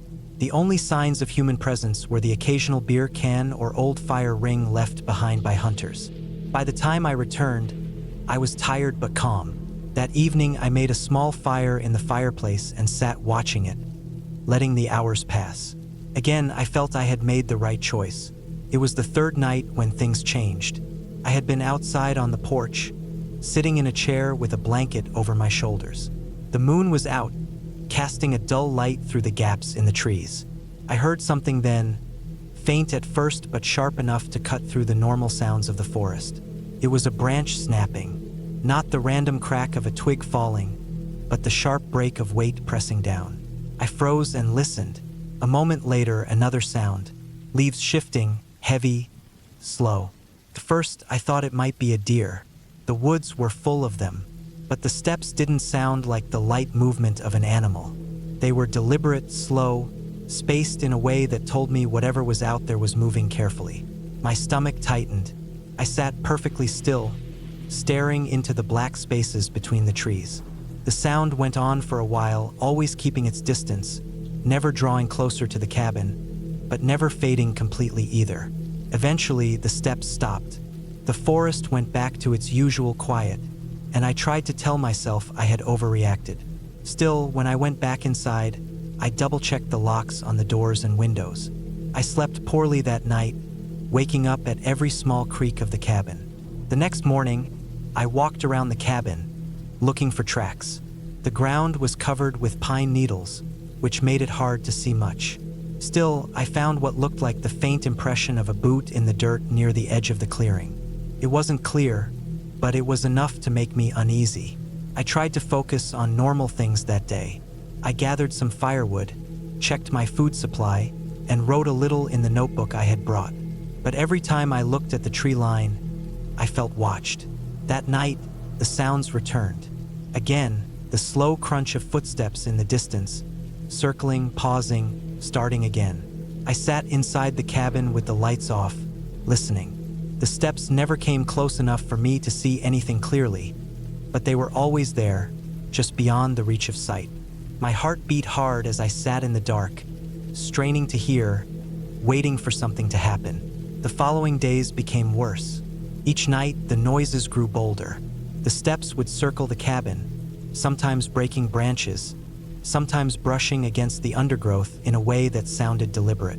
Once, late at night, I heard what sounded like a hand brushing against the side of the cabin itself, a dragging sound against the wooden wall. I stayed frozen in bed, every muscle tense, listening until the sound drifted away again. By the fifth day, I was on edge constantly. I stopped going far from the cabin during daylight. I kept the axe I had brought for chopping wood inside next to the door. I barely ate. At night, I would sit in the dark with no fire, holding my flashlight in one hand, the axe in the other, listening to the movements outside. I tried to catch sight of whoever it was, but the figure never showed itself. It was always just sound and shadow, always keeping distance, never entering the clearing directly. One afternoon, I found something that made my blood run cold. Behind the shed, pressed into the soft earth, was a fresh footprint. Clear this time, a man's boot. It was pointed toward the cabin. Someone had been standing there, watching. I couldn't think straight after that. The forest felt hostile, every tree a hiding place, every sound a threat. I considered leaving, packing my things and driving away, but the problem was the road. It was long, narrow, and hemmed in by trees. If someone had been watching me, if they knew my patterns, they could easily block the way or wait for me to drive out. The thought of being ambushed on that lonely road was worse than staying. That night was the worst of all. I stayed awake, waiting. Around midnight, the footsteps came again. This time they were closer, circling tighter around the clearing. My heart pounded so hard it hurt. Then came the sound I had been dreading, the soft creak of the porch steps. I tightened my grip on the axe and stared at the door, my mouth dry, my body shaking. Whoever it was, they were on the porch now, only a few feet away from me. I could hear the boards groaning under their weight. Then came the slow sound of a hand pressing against the doorknob, rattling it gently, testing it. I held my breath. The knob twisted once, twice, then stopped. Silence followed, a silence so heavy I thought I might burst. Minutes passed before I heard the boards creak again, this time moving away. The steps faded into the night. When morning finally came, I stepped outside and looked around. On the porch, clear as day, were muddy boot prints leading to the door and then away again. I knew then that staying any longer was suicide. Whoever had been out there wasn't going to stop. They had been watching me, circling me, testing the cabin, waiting for me to slip. It was only a matter of time before they forced their way in. I packed quickly, throwing my bags into the truck, keeping the axe close. The drive out was tense beyond words. Every bend in the road, every stretch of trees felt like a trap waiting to spring. I kept expecting to see a fallen tree blocking the road, or a figure stepping out with a weapon. But somehow I made it through. When I finally reached the main road and saw another car pass by, relief hit me so hard I almost cried. I didn't stop driving until I was hours away, until the forest was nothing but a memory behind me. Even now, thinking back on it, I can't shake the image of those boot prints on the porch, the hand on the doorknob, the presence in the woods watching me night after night. Whoever it was, they weren't lost, they weren't wandering. They were there for me, and if I had stayed one more night, I don't think I would have made it out alive.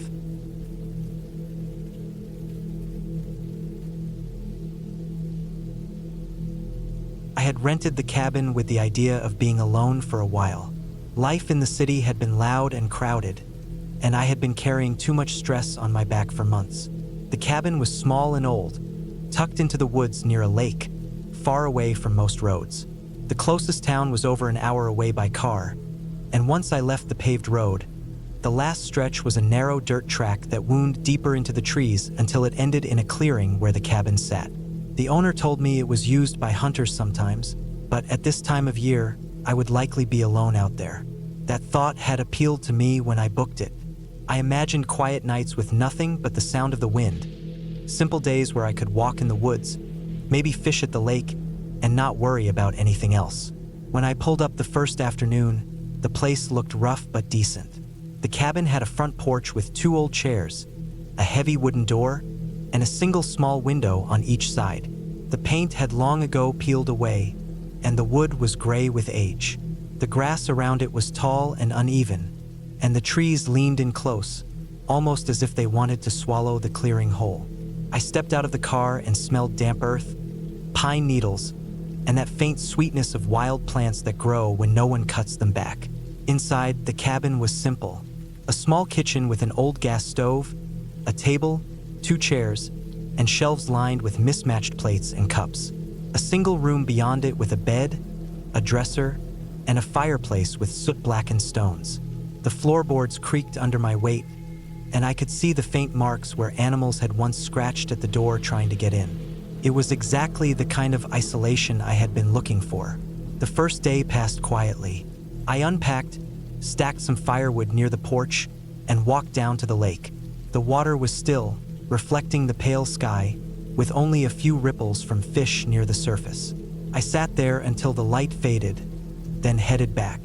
At night, the cabin was silent, so silent that I could hear the faint buzzing in my own ears. When the wind blew, the branches brushed against the roof and made soft tapping sounds.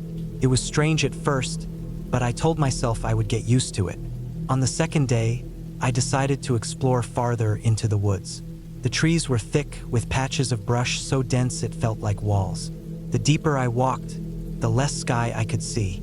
After a while, I found a narrow game trail, beaten down by deer or some other animal. I followed it, expecting maybe it would circle back toward the lake. The trail twisted and dipped, the ground soft with layers of leaves. After what felt like an hour, I realized I had lost track of direction. The trees all looked the same, and the trail had branched without me noticing. For a moment, I felt a wave of unease, but I calmed myself by remembering that I had my phone in my pocket. The signal was weak, but the GPS worked well enough to give me a rough idea of where I was. I turned back, checking the screen, and walked until I eventually recognized a patch of fallen logs I had stepped over earlier.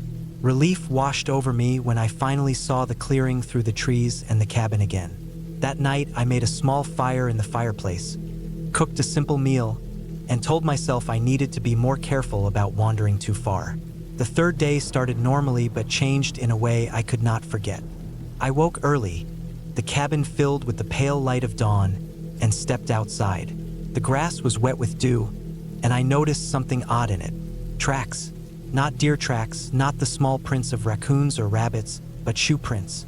They cut across the clearing through the wet grass, coming from the direction of the trees. They led right up near the porch, then stopped. I froze. The prints were not mine. They were larger, heavier, and made by boots. I had not seen anyone else since arriving, and I had not heard a car. Whoever it was must have walked through the woods. My first thought was maybe a hunter, but hunters didn't usually walk straight up to cabins without reason. I followed the prints with my eyes until they faded back into the trees. I felt uneasy the whole day. I stayed near the cabin doing small chores, but I kept looking toward the woods. Every time the wind moved the branches, I thought I saw something. By nightfall, I locked the cabin door and pushed a chair under the handle, just in case. I didn't sleep well. Every creak of the old boards made my heart race. The next morning, I checked again. More prints. This time, they circled the cabin, stopping by the windows. I felt my chest tighten as I stared at them. Whoever it was had come closer during the night, walking around while I was inside. I checked my phone, but there was no signal strong enough to call anyone. I thought about leaving right then, but something in me said maybe it was nothing. Maybe just someone passing through. I told myself I would keep watch. That night, I stayed awake longer. I sat by the small window in the main room, staring out at the clearing. Hours went by, the dark so heavy it seemed to press against the glass. Then, faintly, I heard it. A soft crack of a branch, the sound of weight on dry twigs. I held my breath, my eyes straining. For a moment, I saw movement at the edge of the trees, a darker shape against the dark background. It lingered there, still, almost blending into the shadows. Then it was gone. Sleep never came after that. I stayed up until dawn, every muscle tense. When light filled the clearing, I checked again. More prints, clearer this time, as if the person had not bothered to hide them. They came closer, almost to the porch, and turned back again. Whoever it was had been there, watching. I spent that day trying to figure out what to do. Leaving would mean driving the dirt road, deep into the woods, with no guarantee I wouldn't run into whoever was out there. Staying meant being alone with no real way to defend myself. I searched the cabin and found a rusted axe in the corner, the kind meant for splitting wood. I kept it near me the rest of the day. That night was worse. I forced myself to sit still in the dark, waiting. Hours passed before I heard it again. The faint crunch of steps, then silence. I felt sweat on my hands as I gripped the axe. A long time went by before I heard a different sound, softer but closer. A scrape against the wall.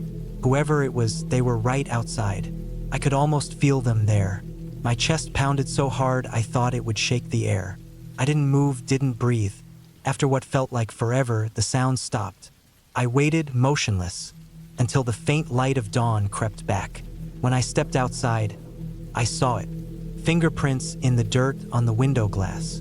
Smudges where someone had pressed their hand against it to look inside. That was the moment I knew I couldn't stay another night. I packed quickly, throwing my things into bags without caring how they fit. I checked outside carefully, scanning the tree line, then hurried to the car. The dirt road seemed endless as I drove, every curve making me think I would see someone standing there. But the road stayed empty, and eventually the trees thinned, the pavement returned, and I was out. When I reached town, I went straight to a diner and sat there with a cup of coffee, just breathing. The normal sound of people talking and plates clattering felt unreal after days of silence and fear. I thought about calling the police, but what would I say? That someone had walked around the cabin? That I had heard noises? There was no proof, nothing to show except the prints in the grass, already fading. I never went back to that cabin. Even now, when I think about it, I wonder what would have happened if I had stayed one more night. Whoever was out there was not just passing through. They had come closer each time, circling, watching, pressing against the glass. It was only a matter of time before they tried the door. I left with the feeling that the cabin was not mine, not anymore. Someone else claimed it in their own way, and I had only been an intruder passing through. The silence that I had once thought I wanted now feels heavy whenever I remember it. The sound of steps in the dark, the shape at the edge of the trees, the handprint on the glass. All of it still sits with me. In the end, I got what I had asked for when I first rented that cabin. I had wanted to be alone, but out there, in the quiet woods, I learned what it meant to really be alone, and how quickly that silence could turn into something else entirely.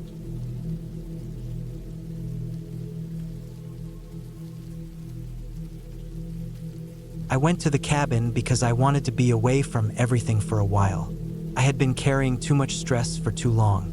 Work was draining me, the city was always loud, and I felt like I was stuck in a constant cycle of waking up, dragging myself through the day, and collapsing into bed just to start it all again. When I got the chance to stay at a friend's family cabin deep in the woods, I thought it would be the perfect way to clear my head. The cabin was old but solid. It sat alone near the edge of a wide clearing surrounded by thick forest. There were no other houses for miles, no paved roads nearby, only a dirt track that wound through the trees for about an hour before it joined a 2-lane highway. Once you were there, you were cut off from everything else. No phone signal, no internet, no neighbors. Just the cabin, the woods, and whatever you brought with you. I brought enough supplies to last a couple of weeks. I had packed canned food, rice, pasta, water jugs, some old camping gear, and a small cooler with things that would last a few days with ice. I also brought a few basic tools, a flashlight, spare batteries, and a small hatchet. I wanted to be prepared because I knew once I was out there, I couldn't just run to a store if I forgot something. I wanted isolation, but I also wanted to feel safe. The first couple of days were peaceful.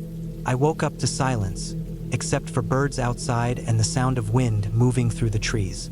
I would sit on the old porch with a cup of coffee, looking at the sunlight breaking through the branches. I walked along narrow trails that went deeper into the woods and circled back around to the clearing. It felt strange at first to be completely alone, but after a while I got used to it. I read a book by lantern light at night and cooked simple meals on the old propane stove in the kitchen. The cabin was worn but cozy. The wooden floor creaked, the furniture was outdated, but it was all I needed. On the third night, something changed. I went to bed earlier than usual. It must have been around 10 when I lay down on the small bed in the corner of the main room. The cabin only had one main space with a bed, a table, and a stove, plus a small bathroom in the back. I left the lantern turned low, just enough light so I wouldn't bump into anything if I had to get up. The night was quiet, almost too quiet. I lay there listening, and instead of crickets or wind, I noticed a stillness outside, like everything had stopped moving. I don't know how long I lay there before I heard the first sound. It was faint but sharp, the kind of sound that doesn't belong in a quiet night. It came from the direction of the trees, a snapping noise, like a stick breaking underfoot.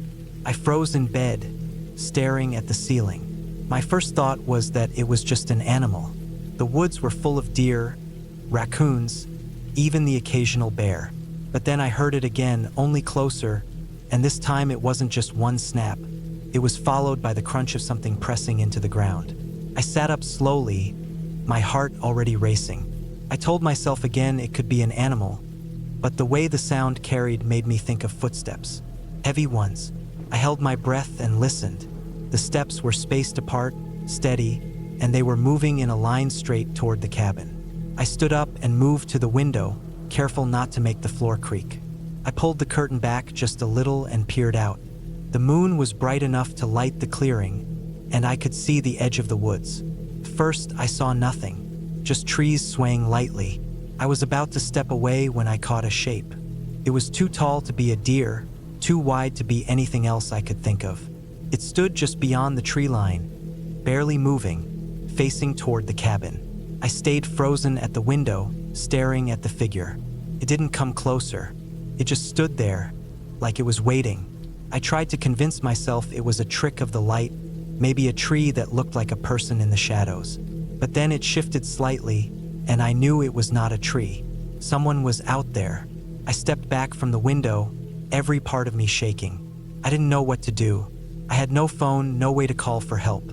I thought about grabbing the hatchet I kept near the door, but what good would that do if someone wanted to break in? I stood there for a long time, waiting, listening. The figure didn't move closer, but it didn't leave either. I lay back down in bed eventually, though I didn't sleep. Every sound outside made me jump. I kept my eyes on the window until morning came, and when I looked again, the figure was gone.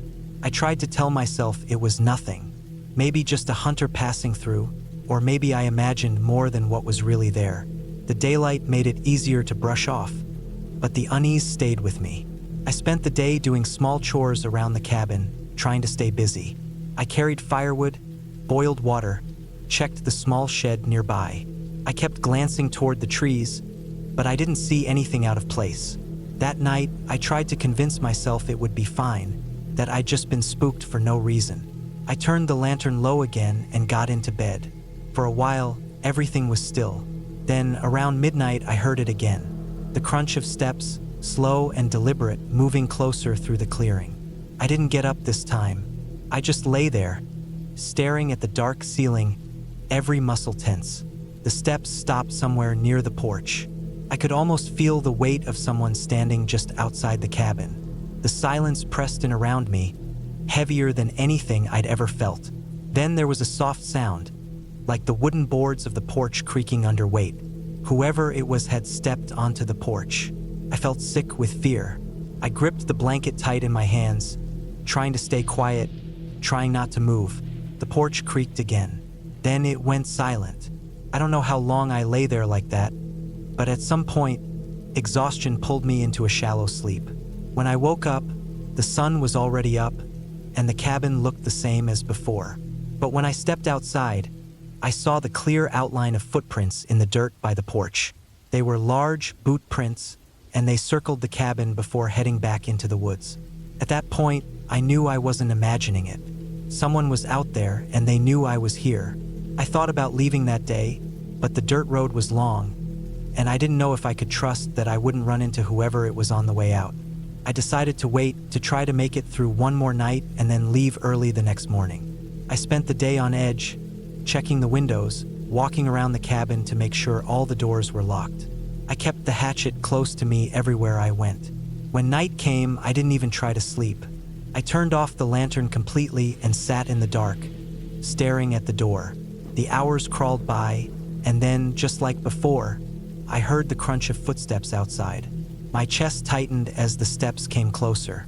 They circled the cabin again, slow and steady, pausing every so often like the person was listening. Then I heard the sound of the doorknob rattling. Someone was testing the lock. I gripped the hatchet so tight my hands hurt. The knob rattled again, harder this time, but the old lock held. For a long minute, the only sound was the faint creak of wood and my own heartbeat pounding in my ears. Then the sound stopped. Silence returned. I stayed awake until the first light of dawn. When I finally opened the door, the air outside was cold and damp, and the footprints were fresh in the dirt again, right up to the door. I knew then I couldn't stay another night. Whoever it was would keep coming back. Maybe they were waiting for me to get comfortable, waiting for the moment when I would slip up. I packed quickly, shoving food and clothes into my bag, keeping the hatchet in my hand. I locked the cabin out of habit, even though I knew it wouldn't stop anyone if they wanted in. Then I started down the dirt track toward the highway. Every sound behind me made me turn around, but the woods stayed still. I walked for hours until I finally saw the faint shimmer of pavement through the trees. When I reached the highway, I didn't stop walking until a passing truck slowed down and picked me up.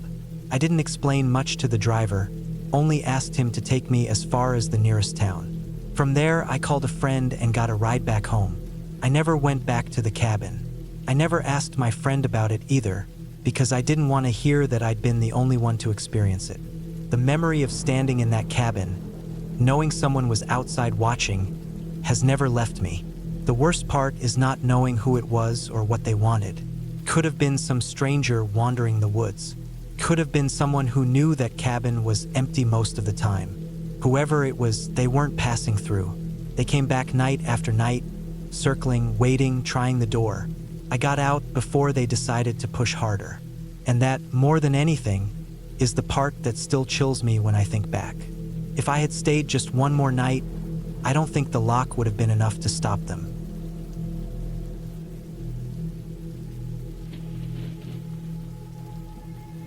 I came to the cabin because I needed time away from everything. I had been working too much, sleeping too little, and I felt like my body and mind were beginning to fall apart from the constant pressure. A friend of mine had given me directions to this old cabin deep in the woods. It was his uncle's place, but no one had been using it for years. He told me it was quiet, a good place to be alone, and he promised me I would not be bothered there. That was exactly what I wanted. I thought a few days alone, with no noise, no city, no phones, and no work, would give me what I needed. The drive up was long. The road got worse the deeper I went into the trees. At first, it was paved, then cracked, then gravel, and finally nothing but a dirt track that wound between tall pines and heavy brush. The cabin was small and plain, a single-story wooden box with a metal roof. There was a porch in front, though the boards sagged in places and nails stuck up from the wood.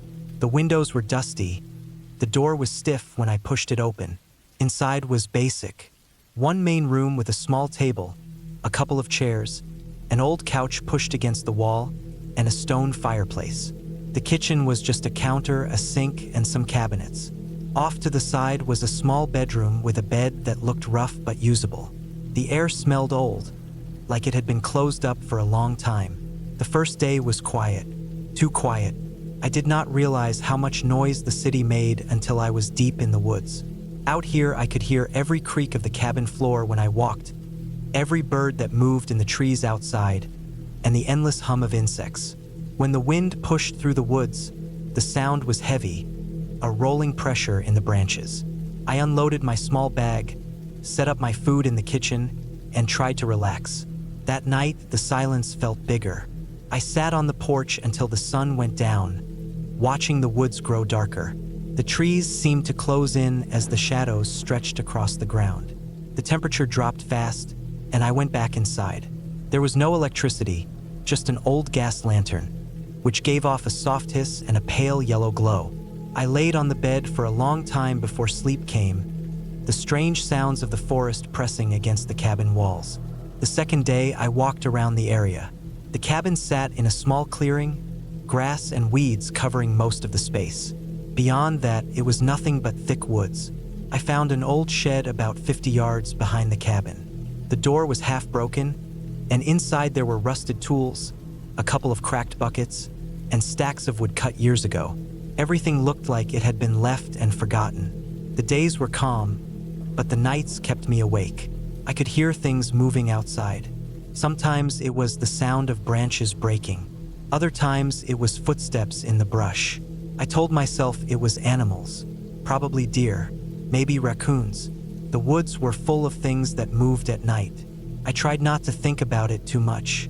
On the third night, I woke up suddenly. I had no idea why at first. The lantern was out, and the room was black. I could hear the wind outside, pressing against the walls. Then I heard it again, a sound that did not belong. It was steady, heavy, and close. Footsteps, slow, careful footsteps moving across the porch outside the cabin. I lay frozen on the bed, my ears straining. The boards on the porch creaked. One step, then another. The sound of weight pressing down, wood groaning, then lifting again. I could hear the rhythm of someone walking back and forth across the porch. The air in the room felt sharp and cold. My chest hurt as I tried to keep my breathing quiet. Minutes passed. The footsteps kept moving, slow and measured, sometimes near the door, sometimes crossing to the far side of the porch. I thought maybe it was an animal, but the sound was too heavy, too precise. It was not the quick patter of paws. It was the firm press of boots. I did not move all night. I waited, every muscle in my body tight. At some point, the sound stopped. I did not know when. I must have dozed off for a few minutes, because the next thing I knew, weak light was pushing through the window. In the daylight, the porch looked the same as before. No signs of anything unusual. I checked the ground around the cabin. The dirt was soft in places, and that was when I saw them. Footprints. Clear, sharp footprints in the soil leading up to the porch. They were from boots, the tread thick and deep. They circled around the cabin, stopping at the porch steps. They had been made during the night, fresh enough to still hold their shape. My chest felt tight when I saw them. I looked out into the trees, but the woods were silent, empty. Whoever had been there was gone now. I went back inside and locked the door, though the lock was weak, just a simple latch. The rest of the day, I could not focus. I sat on the couch, listening. Every sound outside made me flinch. I told myself it was fine. Maybe just someone hiking, someone lost, someone passing through. But deep down, I knew it was not that. Nobody hikes this far out, not on those broken roads, not with no other cabins around. This place was too far from everything. Whoever had been here had a reason. When the sun went down, the fear grew worse. I lit the lantern and set it on the table, but the light felt too small, too weak. I thought about leaving, but the road out was long, and driving it in the dark would be dangerous. I told myself I would leave in the morning. That night, I tried to stay awake, but exhaustion pulled me down. I must have drifted off, because I woke again to the sound of the porch creaking. The same slow, heavy steps as before. My skin prickled, my chest tight. I stayed completely still. The sound moved back and forth, just like the night before. Then it stopped. The silence that followed was worse. I waited, every second stretching, my ears straining for anything. Then came a new sound, a soft scrape at the door. The metal latch rattled gently, like someone testing it. Then again, harder this time. My stomach turned cold. Someone was at the door, trying it. The latch held, but the sound of it moving made me shake. After what felt like forever, the sound stopped. No more scraping, no more footsteps, just the heavy silence pressing against the cabin. I stayed awake the rest of the night, eyes fixed on the dark. In the morning, the latch on the door hung loose. It had been pulled, twisted, almost broken. I could not stay. I packed my bag quickly, throwing everything inside. I loaded the car and started down the dirt road. My hands shook as I gripped the wheel. But as I drove, something caught my eye in the rearview mirror. A figure standing at the edge of the trees near the clearing. Far back, almost hidden in the brush. Watching, I pressed the gas harder, the car bouncing on the rough road. I did not slow down until I reached the paved highway miles away. I never went back to that cabin.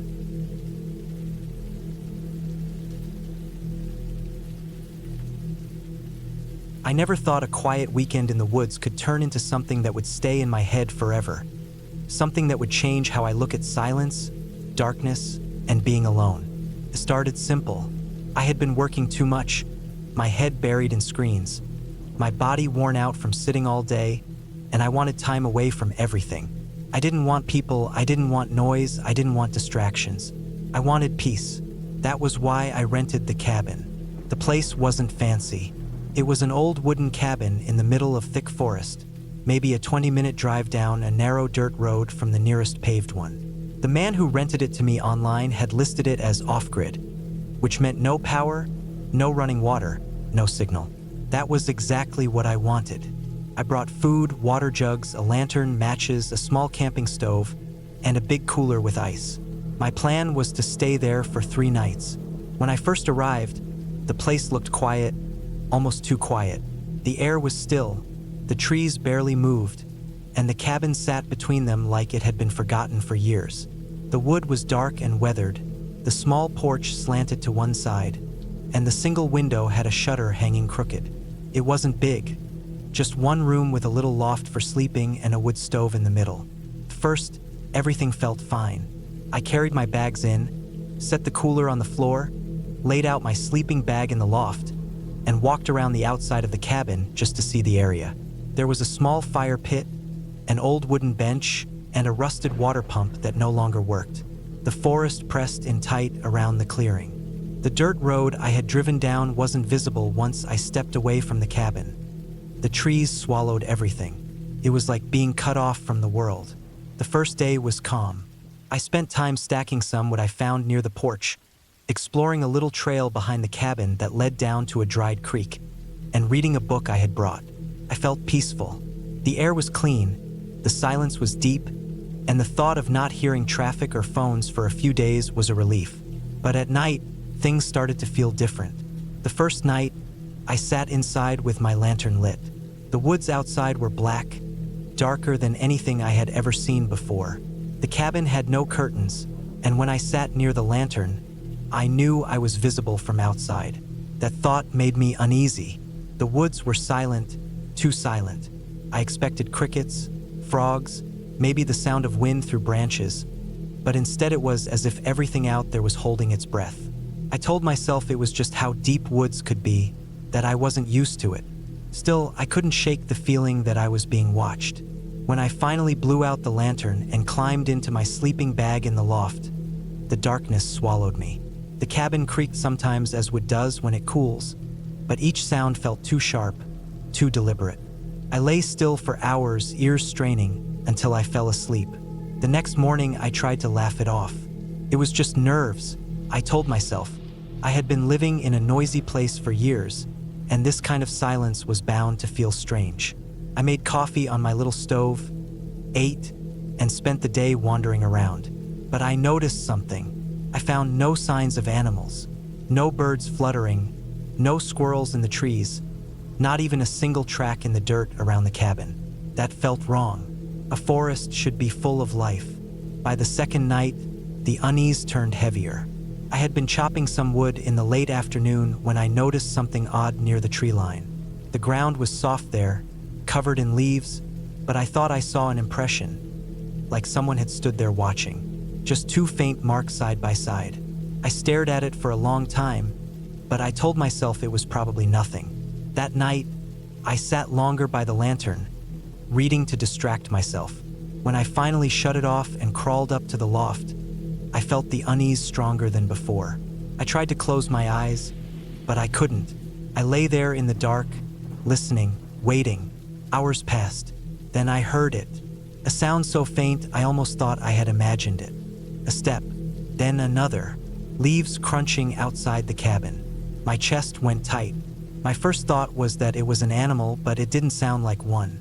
It wasn't the scurry of a raccoon or the heavy tread of a deer. It was slow, careful, almost human. I didn't move. I held my breath and listened. The steps came closer, circling the cabin. My body felt frozen. Whoever it was, they weren't rushing, they weren't lost. They were walking around me. Minutes dragged on. The footsteps stopped once or twice, and I could picture someone standing out there, staring at the cabin in silence. My skin prickled. I wanted to look out the window, but I couldn't bring myself to move. After what felt like forever, the sounds faded into the woods. I lay awake until dawn, too afraid to sleep. When morning came, I stepped outside carefully.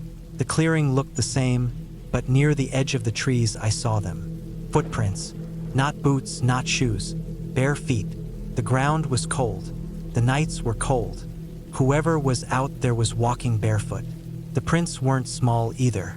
They were long, wide, and deep enough to show weight. I tried to steady myself. Maybe some drifter, maybe a hermit. The woods were big. Maybe someone lived out there. But why would they come to my cabin in the middle of the night? The third day, I didn't relax at all. Every sound in the forest made me tense. I hardly ate. I walked around the cabin again and again, checking the tree line, listening. I thought about leaving, but my car was parked down the dirt road, and to reach it I'd have to drag all my things back with me. Part of me thought I was just overreacting. Maybe I had spooked myself. But that night, the sounds came back. This time it was worse. The steps came earlier, slower. They circled closer. At one point, I heard something brush against the side of the cabin, like a hand dragging across the wood. My body shook in the loft as I tried to stay silent. Then I heard something else. Breathing. Low, heavy breathing just outside the wall below me. I didn't sleep. Couldn't. The sounds lasted on and off through the night, then faded with the first light of morning. When I finally worked up the courage to step outside again, I saw more footprints. They were all around the cabin now, circling it again and again. The ground near the porch had been disturbed, like someone had crouched there for hours. I knew then I couldn't stay another night. I packed fast, shoving everything into bags without care. My hands shook as I worked, and I kept glancing at the tree line, expecting to see someone step out. When I dragged my cooler and bags down the dirt road to my car, every snap of a twig made my skin crawl. I never saw anyone, but I felt eyes on me the whole time. When I reached the car, I threw everything inside, started the engine, and drove without stopping until I hit the paved road. I didn't look back once. The whole way home, my body stayed tense. I expected to see a figure in the rearview mirror, expected another car to follow me, expected something to happen. But nothing did. I made it home safe. Still, I can't stop thinking about it. About the bare feet in the cold dirt, the breathing outside the wall, the silence of a forest where even animals wouldn't go near. Someone was out there. Someone who didn't want me there. Someone who came barefoot in the night to circle the cabin again and again. And I'll never know who it was, or what would have happened if I had stayed.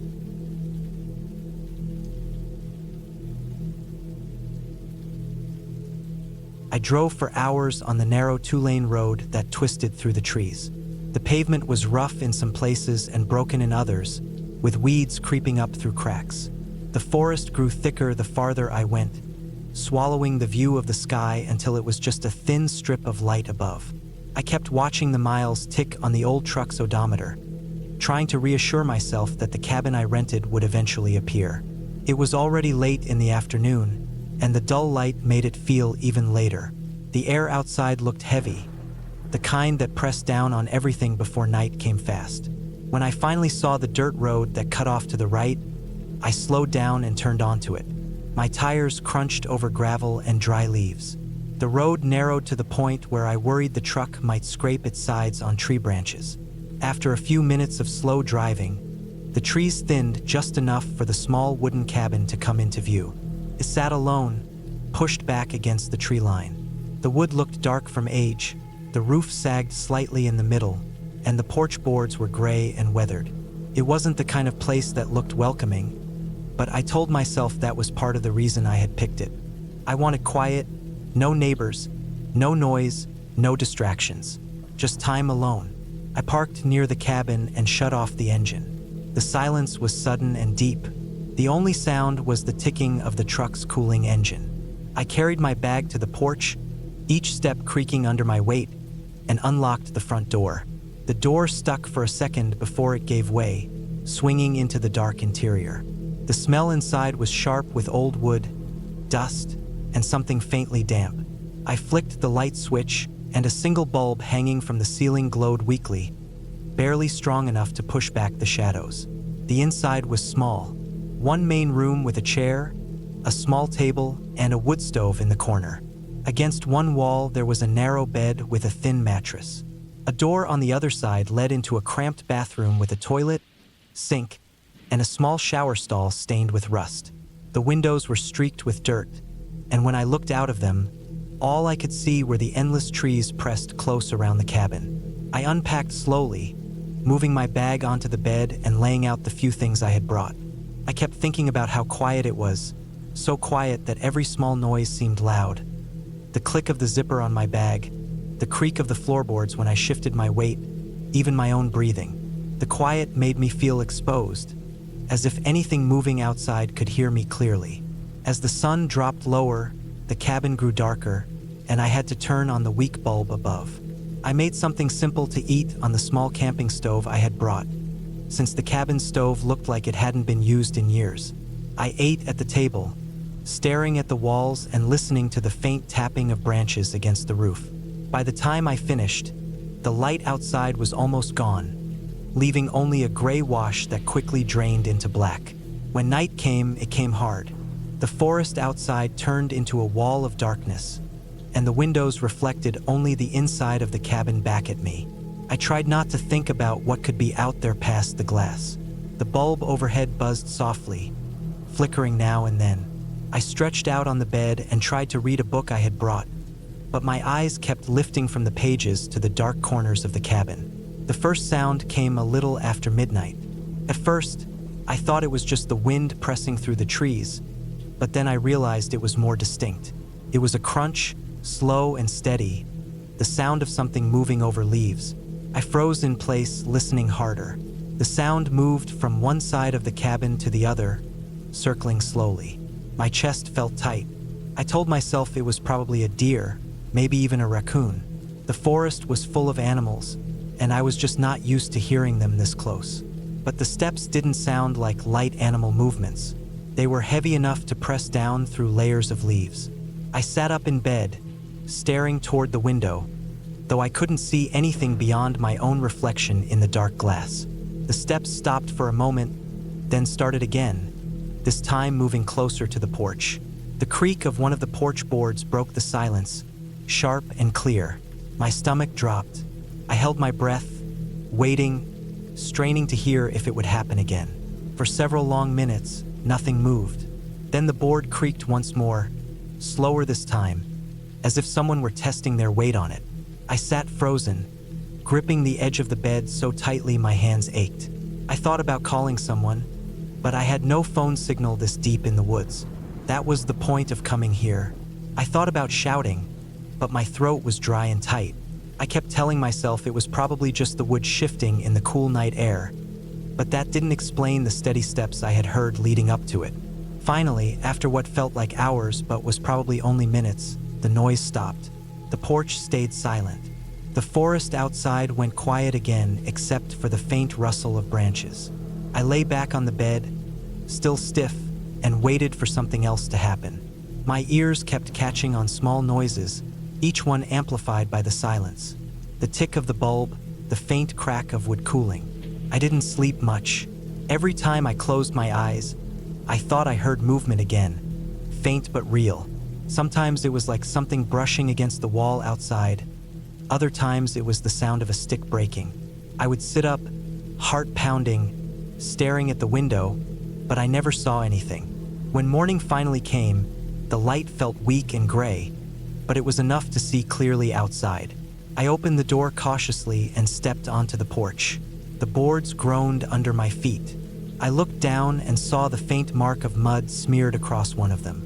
It was the shape of a boot sole, clear and fresh. The sight locked my breath in my chest. I knew I hadn't stepped there last night. I had carried my bag across a different side of the porch, and the ground had been dry when I arrived. But the night had been damp with dew, and if someone had walked here in the dark, it would have left exactly that kind of mark. I stepped off the porch and circled the cabin. The ground was covered in leaves, but in some places I could see faint impressions, not sharp enough to make out clearly, but enough to suggest someone had moved around the cabin during the night. The prints weren't scattered like an animal's. They formed a slow, deliberate path around the walls, circling more than once. I felt exposed standing out there, so I went back inside and locked the door. The lock was simple, just a small latch, and I realized how little it would do if someone really wanted to force their way in. The thin wood of the door would splinter easily. I told myself I was being paranoid, but the unease sat heavy in my stomach. The rest of the day dragged by slowly. I tried to distract myself by walking into the woods a little way, but I kept looking over my shoulder. Every snapped twig sounded too close. I went back to the cabin and spent the afternoon inside, reading, writing a little in my notebook, trying to push the night out of my mind. But when the sun began to sink again, my chest grew tight. I didn't want to sit through another night like that, listening to sounds I couldn't explain. I thought about leaving, but the nearest town was hours away, and the thought of driving those winding roads in the dark wasn't comforting either. That night, I stayed awake, sitting at the table with the weak bulb overhead and my flashlight close at hand. I forced myself to stay still, just listening. For hours, there was nothing but the creak of the cabin and the whisper of wind outside. I started to think maybe it had all been in my head. Maybe I had been half dreaming when I heard the steps. Then, sometime deep into the night, the sound returned. Slow crunches moving across the leaves outside. This time, there was no mistaking it. The steps were steady, deliberate, circling again. I held my breath, flashlight tight in my hand, eyes locked on the door. The steps reached the porch, and once again the wood creaked. The sound of weight shifting came clearer than before. My skin prickled all over.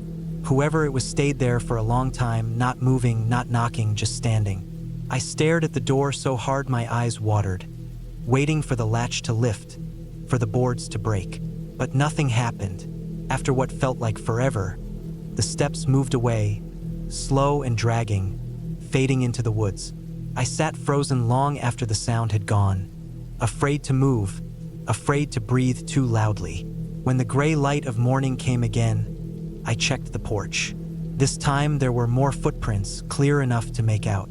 They were large, from heavy boots, pressed deep into the wood where the dampness had softened it overnight. The prints led down the steps and into the trees, where they disappeared into the leaves. That was when I knew I couldn't stay. Whoever was out there wasn't lost, wasn't passing through.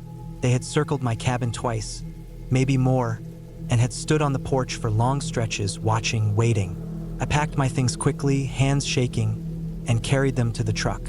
Every second outside felt like I was being watched from the trees. I started the engine and pulled away, the gravel popping under my tires. I didn't look back at the cabin. I kept my eyes locked on the road ahead, driving faster than I should have down the narrow dirt path until I reached the main road. Only then did I let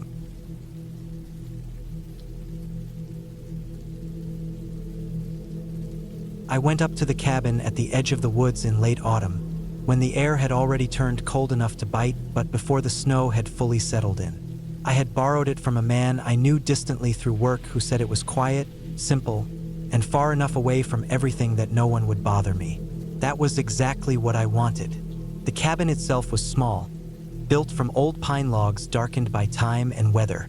It sat on a clearing that looked out onto a valley of trees, mostly bare oaks and birches that rattled their thin branches when the wind pushed through.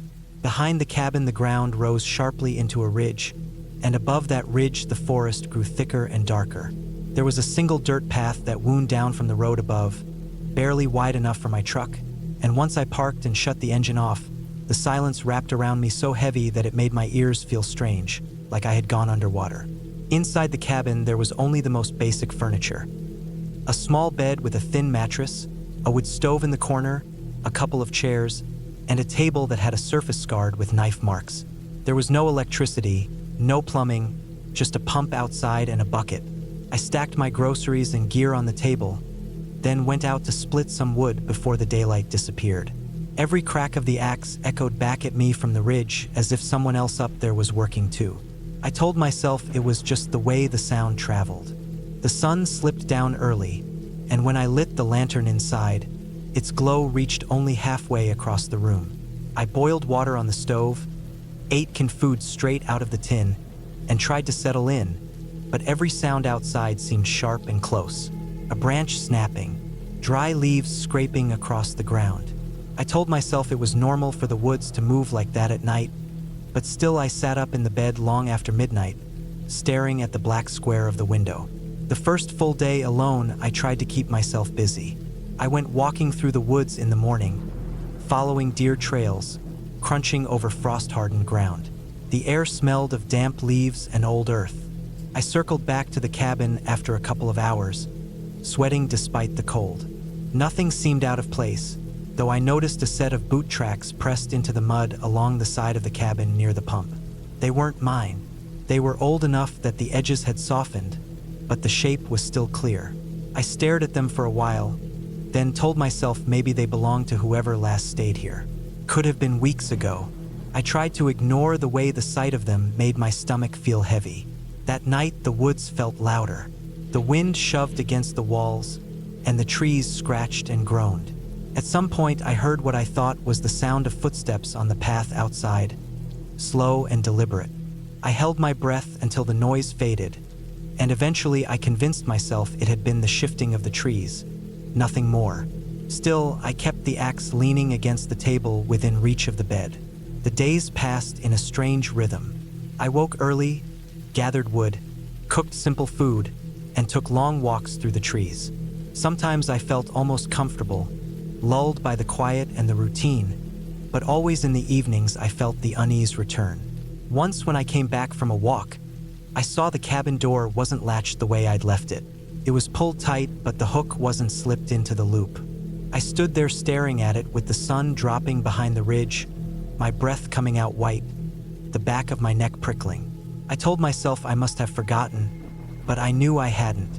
That night, I dragged the table across the door before going to bed, the axe close to my hand.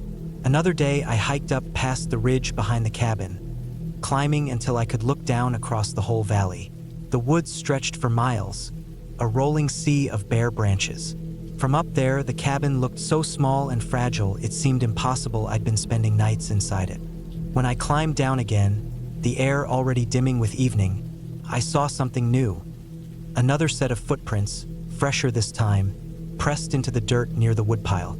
They weren't mine. The heel marks were deep, and they led off into the trees before fading where the ground turned to leaf litter. I crouched there staring at them, feeling the quiet pressing in on me from all sides. I kept checking over my shoulder as I brought the wood inside. That night, I barely slept at all. I kept listening for breathing outside the walls, for the sound of someone moving just beyond the thin boards. By the fifth day, the unease had turned into something sharper. I was exhausted from broken sleep, jittery from too much black coffee. Every time I stepped outside, I felt eyes on me. I started to notice little changes. A piece of bark propped on the woodpile was shifted. A tin can I had left near the stove was gone from where I'd set it.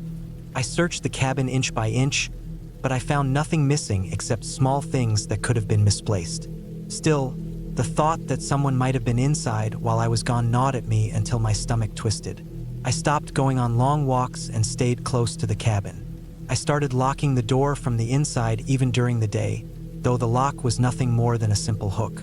The seventh night was the worst. The wind was calm for once, and the silence pressed so heavy I could hear my own blood moving in my ears. Around midnight, I heard the crunch of leaves, close, moving slow, circling the cabin. My mouth went dry. I reached for the axe and gripped it so tight my hand ached. The footsteps stopped just outside the wall near the bed. I could hear the faint scuff of movement, someone shifting weight from one foot to the other. I stayed frozen like that for what felt like hours, every muscle rigid. Eventually the sound faded, moving away into the woods, but I didn't sleep at all. When dawn finally came, I went outside and found fresh boot prints in the dirt, sharp-edged, close enough to the cabin wall that whoever made them must have been standing only inches from where I had been lying in bed. That morning, I decided I couldn't stay.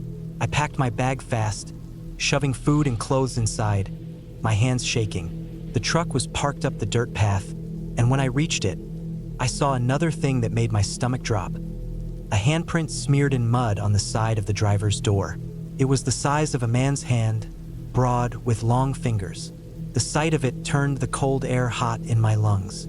I climbed into the truck, locked the doors, and started the engine. The sound roared in the silence like a warning. As I drove up the path, branches scraping the sides, I kept checking the mirror, half expecting to see someone stepping out of the trees. I didn't stop until I hit the paved road miles away. When I finally pulled over at a gas station, my hands still shook so bad I had trouble working the pump. I stood there staring at the forest that stretched out beyond the lot, thinking about how close those footsteps had been, how someone had stood outside my door while I slept, how they had touched my truck while I was inside the cabin trying to convince myself I was safe.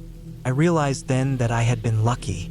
Whoever it was hadn't forced their way inside, hadn't done worse than watch and circle and wait. But the fact that they could have was enough. I drove back to the city that same day and never returned to that cabin. The memory of it still stays with me. Not the silence, not the cold, not even the cabin itself, but the clear print of boots in the dirt outside my window and the mark of a muddy hand on the metal of my truck. Proof that someone had been there close enough to reach out and touch. Proof that I wasn't imagining it. Proof that the whole time I had been in that cabin, I had never truly been alone.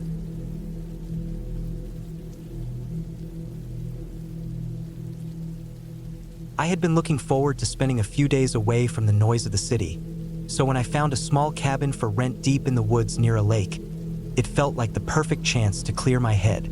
I packed only what I needed: clothes, food, water, a flashlight, a folding knife, a first aid kit, and a few tools in case anything broke. The place was a few hours' drive from the nearest town. The idea of being alone in the middle of nowhere sounded peaceful, and I convinced myself that a few days of quiet would do me good. The road to the cabin was long and narrow. Trees pressed close from both sides, their branches hanging low and scraping against my car. I drove slowly over the gravel path, the sound of the tires crunching on stone echoing off the silent woods. I saw no other cars, no people walking, nothing except trees and the occasional bird darting across the road. The deeper I went, the more I felt the weight of isolation settle in. It was the kind of silence that made you aware of every sound your car made, from the hum of the engine to the rattle of loose items in the back. When I finally reached the cabin, it was smaller than the pictures had made it seem. The wooden walls looked worn, and the roof sagged slightly in the middle. It sat just a short walk from the edge of the lake, where the water was still and dark, reflecting the thick tree line that circled it. There was a small porch with 2 steps leading up to the door. To one side of the porch was a pile of chopped wood, though the pieces looked old and weathered. I parked near the cabin and unloaded my bags. The air was cooler by the lake, damp and carrying the smell of pine and earth. I unlocked the front door with the key I had been mailed and pushed it open. The inside was simple.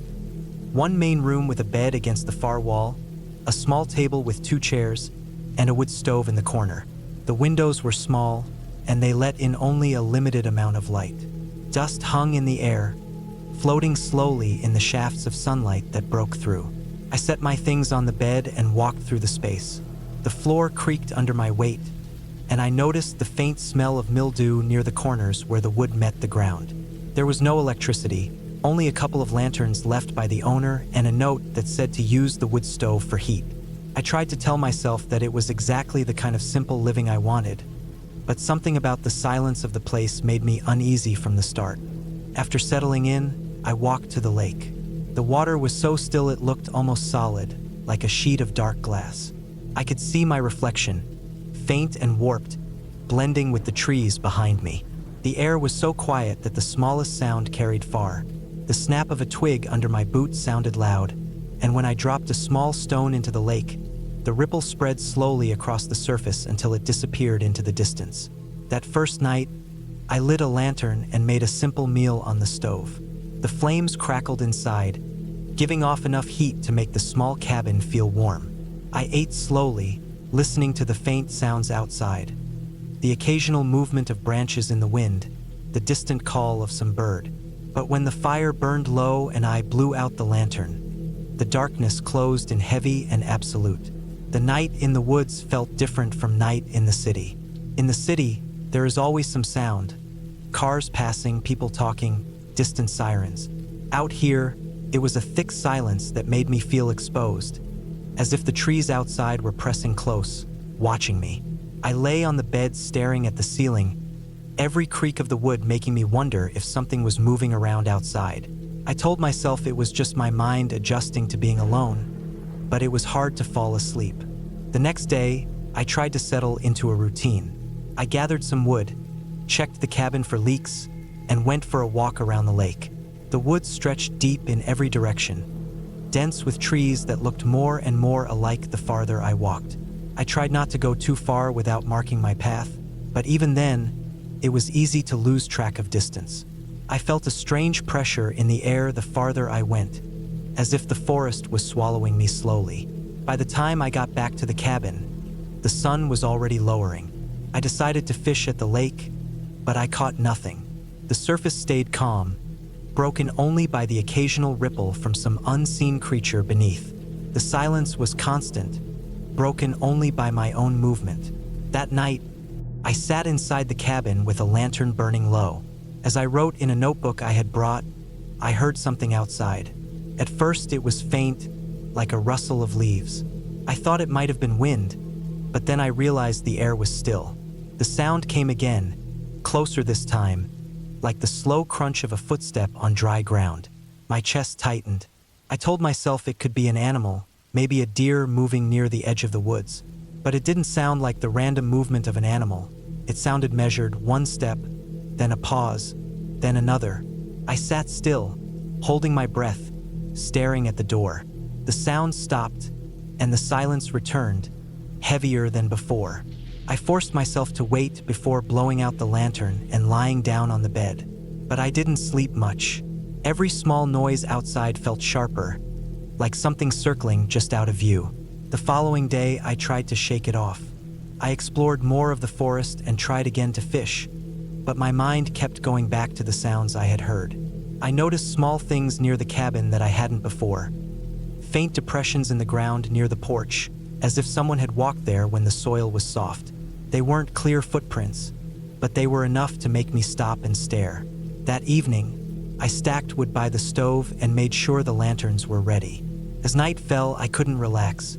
I kept listening for the same sound. Hours passed, and then it came again. The slow, steady crunch of footsteps outside. This time, they were closer. I felt my heart pound as I reached for my flashlight. I wanted to fling the door open and shine the light outside, but fear held me still. The steps moved around the cabin, slow and deliberate. Then silence again. I stayed awake the entire night, my ears straining for every sound. At one point, I thought I heard breathing, low and heavy, just beyond the thin wall. But it stopped before I could be sure. By the third day, exhaustion hit me. I tried to convince myself it was only animals. But deep down, I felt something else. I began to notice things were slightly different around the cabin. A stick leaning against the porch that I hadn't placed. A small rock moved from where I thought it had been. At first, I doubted myself, but the more I noticed, the more certain I became. Someone had been near the cabin when I wasn't looking. That night, I decided not to light the lantern. I wanted to sit in the dark and listen. Hours went by, the only sound being the faint rustle of trees in the breeze. Then I heard it again, the slow, deliberate steps. My throat went dry. The steps came right up to the porch. I heard the wood creak under weight. The door rattled faintly, like someone was testing it. I froze, my body stiff, not daring to breathe. Minutes dragged on like hours. The rattling stopped, but I knew someone was still out there. I gripped my knife tightly in my hand, waiting.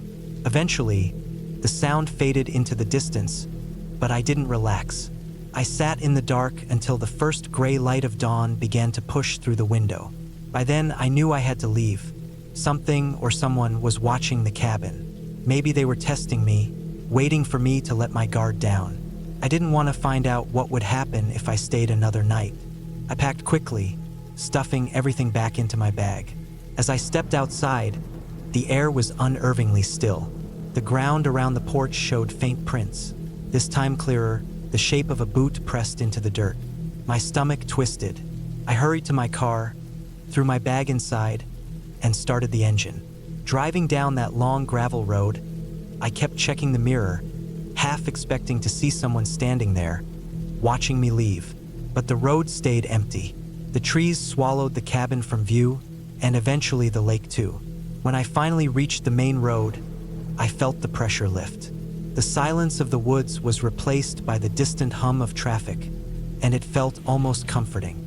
I didn't stop until I was back in town, surrounded by people and noise. Even now, I don't know who it was out there or what they wanted. But I know this. I was not alone in those woods. And if I had stayed just one more night, I don't think I would have left at all.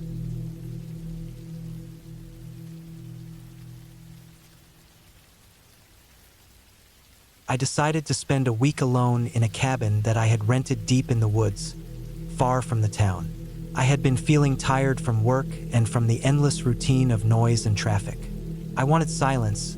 I wanted to be somewhere that felt cut off from everything, a place where I could just breathe and not think about anyone else. The cabin seemed perfect when I saw the listing online. It was small, made of old wood, with a tin roof that looked like it would echo in the rain. The pictures showed tall pines surrounding it and a narrow dirt road that led to it. The person who rented it out warned that cell signal might be weak and that the road could get muddy if it rained, but I didn't care.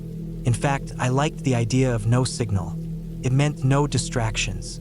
I drove up in my old car, loaded with groceries, bottled water, and some basic supplies. It was late afternoon when I reached the dirt road that cut off from the main two-lane highway. The road was rough, filled with small rocks and potholes, and as I drove deeper, the trees grew closer together. Sunlight filtered through the tall branches, but the deeper I went, the dimmer it became, until it felt like evening even though the clock on the dashboard said it was only 5. I had to slow down to almost a crawl, afraid of hitting a rock or getting stuck. After nearly 30 minutes of this slow driving, the trees suddenly opened up into a small clearing, and there it was, the cabin. It looked older than the photos online. The wood was darker, the steps sagged slightly, and one of the shutters hung crooked. but it was still standing and it had a certain charm. There was a small porch out front with a chair, and behind the cabin I could see the slope of a hill covered with trees. There were no other houses, no lights, no sound of traffic, just silence. I parked the car close to the porch, carried my bags inside, and shut the door behind me. The door creaked, and I noticed it didn't quite line up with the frame. I had to shove it a little to get the lock to catch. Inside, the cabin smelled like old wood and dust. There was one main room with a bed pushed against the wall, a table with 2 chairs, a small counter with a sink, and a stove that looked like it had been there for decades. There was a fireplace too, blackened from use, and stacked firewood in the corner. A narrow hallway led to a bathroom that had only a toilet and a shower. It was simple, but it was enough.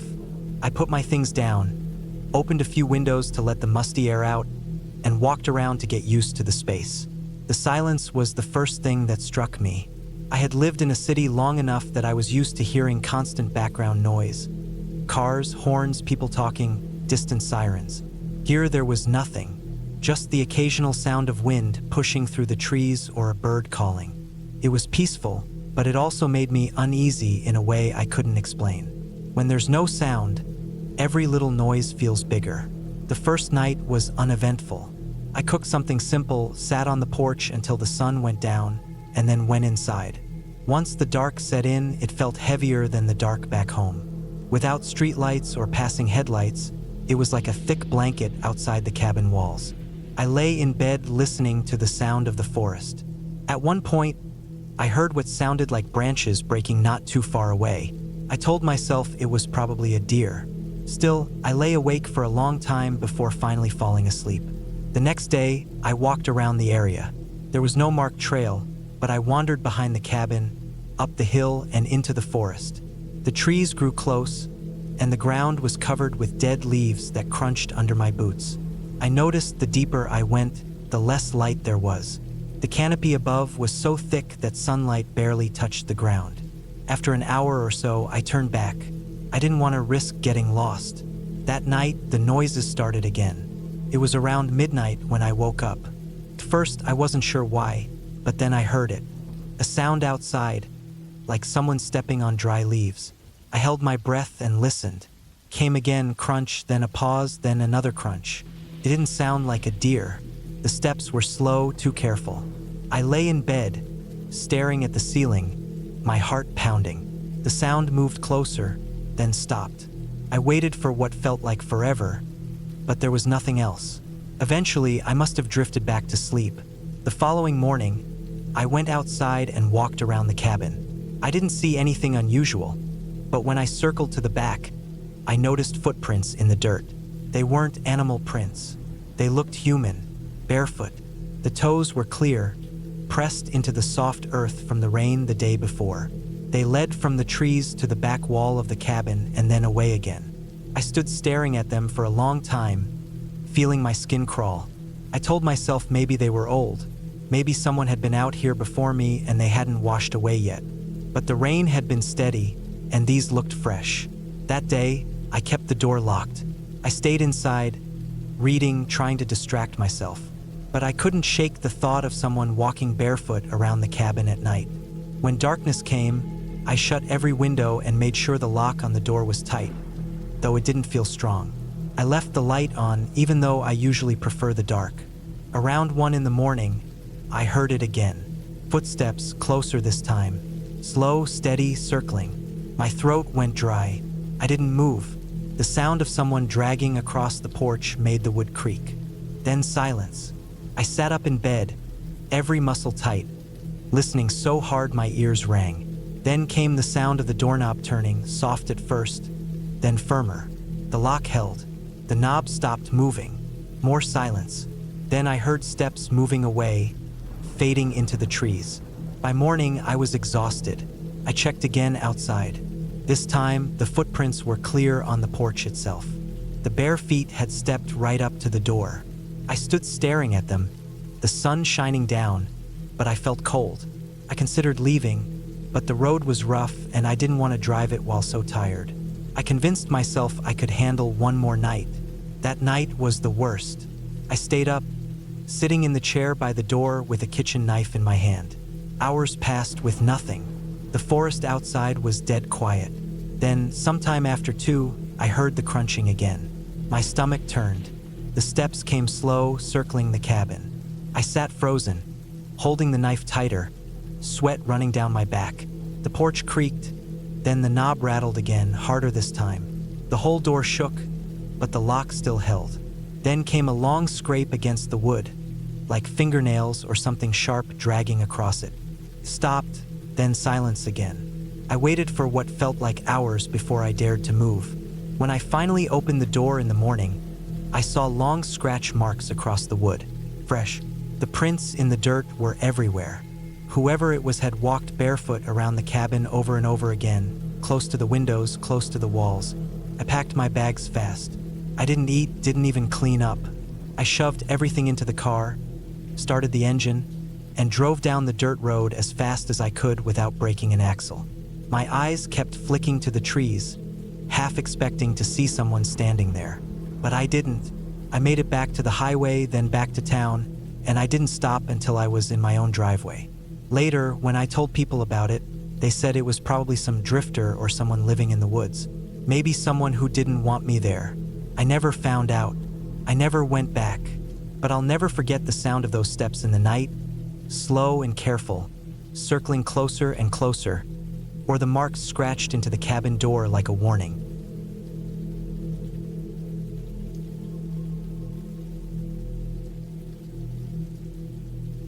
I had decided to spend a week alone in the small cabin my uncle used to own. It sat deep in the woods, about an hour's drive from the nearest town. I had been there only twice before, both times during the day when we went fishing, but this time I wanted to stay overnight. I told myself it was to clear my mind, to get away from everything for a while. I didn't expect anything bad. I thought it would just be quiet nights, some fresh air, maybe a little hiking. The place looked old and simple, built from dark logs with a tin roof that clicked every time the sun heated it. The windows were small and the front porch sagged in the middle. Inside, there was only one main room with a wood stove, a small table, and a bed pushed against the wall. There was no electricity, only a lantern and a few candles. There was a shed a few yards away with tools and a stack of firewood. The first day felt fine. I drove up while it was still light, unloaded my bag, and checked the place over. It smelled of old wood and dust, but nothing strange. The quiet was the kind that pressed against your ears. No traffic, no voices, only wind through the trees and the occasional crack of a branch. I cooked something simple on a small camping stove I brought, then sat outside until the light began to fade. When night came, the forest changed. The air cooled quickly, the trees groaned and shifted in the breeze, and the darkness swallowed everything just beyond the small porch. I lit a lantern inside the cabin and tried to read, but I kept noticing every sound outside. A twig snapping, leaves crunching, things I told myself were deer or raccoons. Still, I felt the unease creeping in. That first night, I didn't sleep much. The bed was uncomfortable, but more than that, the silence was broken too often. I kept hearing what sounded like movement around the cabin, slow steps in the leaves, stopping and starting. Every time I sat up and held my breath, it would stop too. I told myself it was animals, probably curious about the smell of food.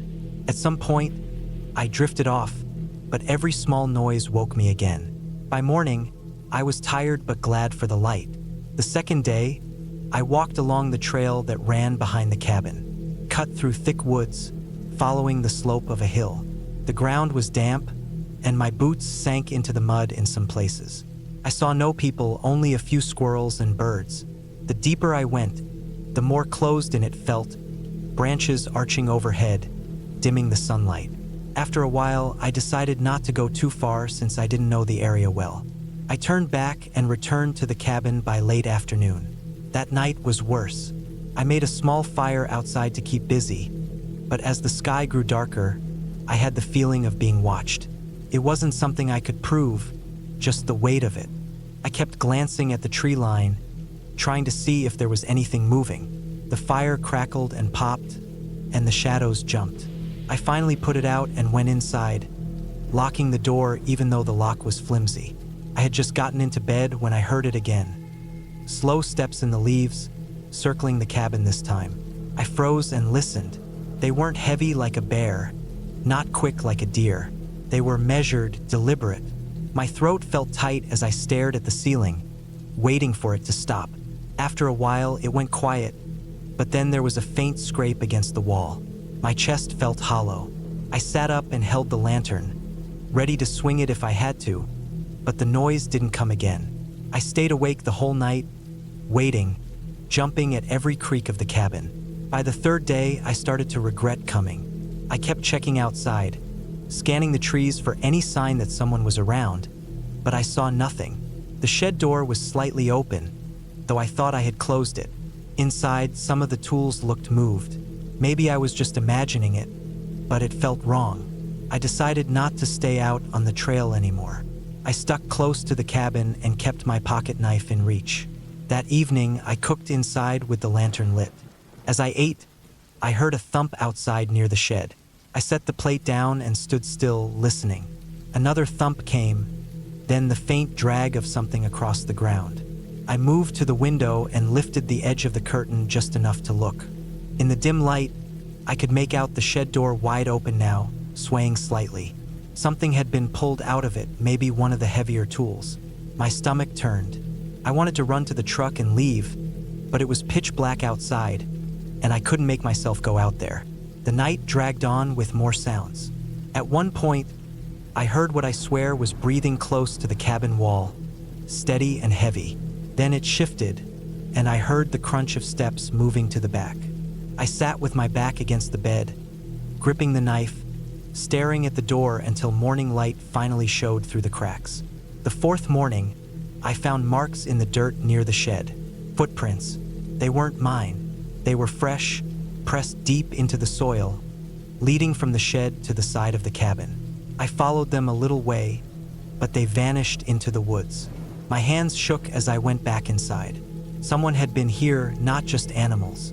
I thought about leaving, but part of me didn't want to admit fear, didn't want to pack up and drive away like I had been chased out. I told myself maybe it was just a hunter passing through, curious. That day passed slow. I barely ate. I sat near the window most of the time, watching. I saw nothing in the trees, but the feeling of being watched stayed with me. As evening came, I gathered what little courage I had and stacked extra wood against the door to brace it. I checked the windows, made sure they were latched. Then I sat with the lantern turned low. The noises came later than usual that night. First, just a rustle here and there. Then, a long silence. I almost thought maybe whoever it was had gone. But then the scratching started. Soft at first, against the back wall. Then harder, like something sharp being dragged. I held the knife so tight my hand cramped. My chest hurt from holding my breath. Then came a tap at the window. Not loud, just enough to make my skin crawl. I didn't look. I didn't move. Another tap, a little harder. Then silence again. I don't think I slept at all. When morning came, I found smudges on the glass of the side window. Greasy streaks like fingers pressed against it. That was the moment I knew without a doubt. Someone was out there, playing with me, waiting for me to break. I packed my bag as fast as I could. I stuffed everything back into it and carried it to the truck. My hands shook so bad I dropped the keys twice before I managed to start the engine. As I pulled out onto the dirt road, I looked once in the mirror. At the edge of the trees, just barely in sight, I thought I saw a figure standing, still and upright, watching the cabin. I didn't slow down. I didn't stop. I drove straight back to town, not caring how fast I went on the winding roads. My chest stayed tight until I saw the first gas station lights. I pulled in and sat there, shaking, my hands gripping the wheel so hard my knuckles were white. I never went back to that cabin again. The next week, I called someone I knew in the area and told them about it. They said break-ins happen sometimes in remote places, that people sometimes watched cabins to see if they could take things. They told me I was lucky I left when I did. Maybe they were right. All I know is that I spent those nights listening to someone circle me in the dark, testing the walls, touching the windows, waiting. And that was enough to make me understand how quickly fear can turn a quiet place into something unbearable. I still think about it sometimes, late at night when the house is quiet and the wind picks up outside. I see the cabin in my mind, the small windows, the sagging porch, the trees pressing close. I picture the smudges on the glass, the marks in the dirt, the sound of steps moving slowly around me while I sat inside, too afraid to move. I wonder what would have happened if I had stayed one more night, if I had opened the door to check, if I had walked out into the dark with only that small knife in my hand. I'll never know, and I'm fine with that.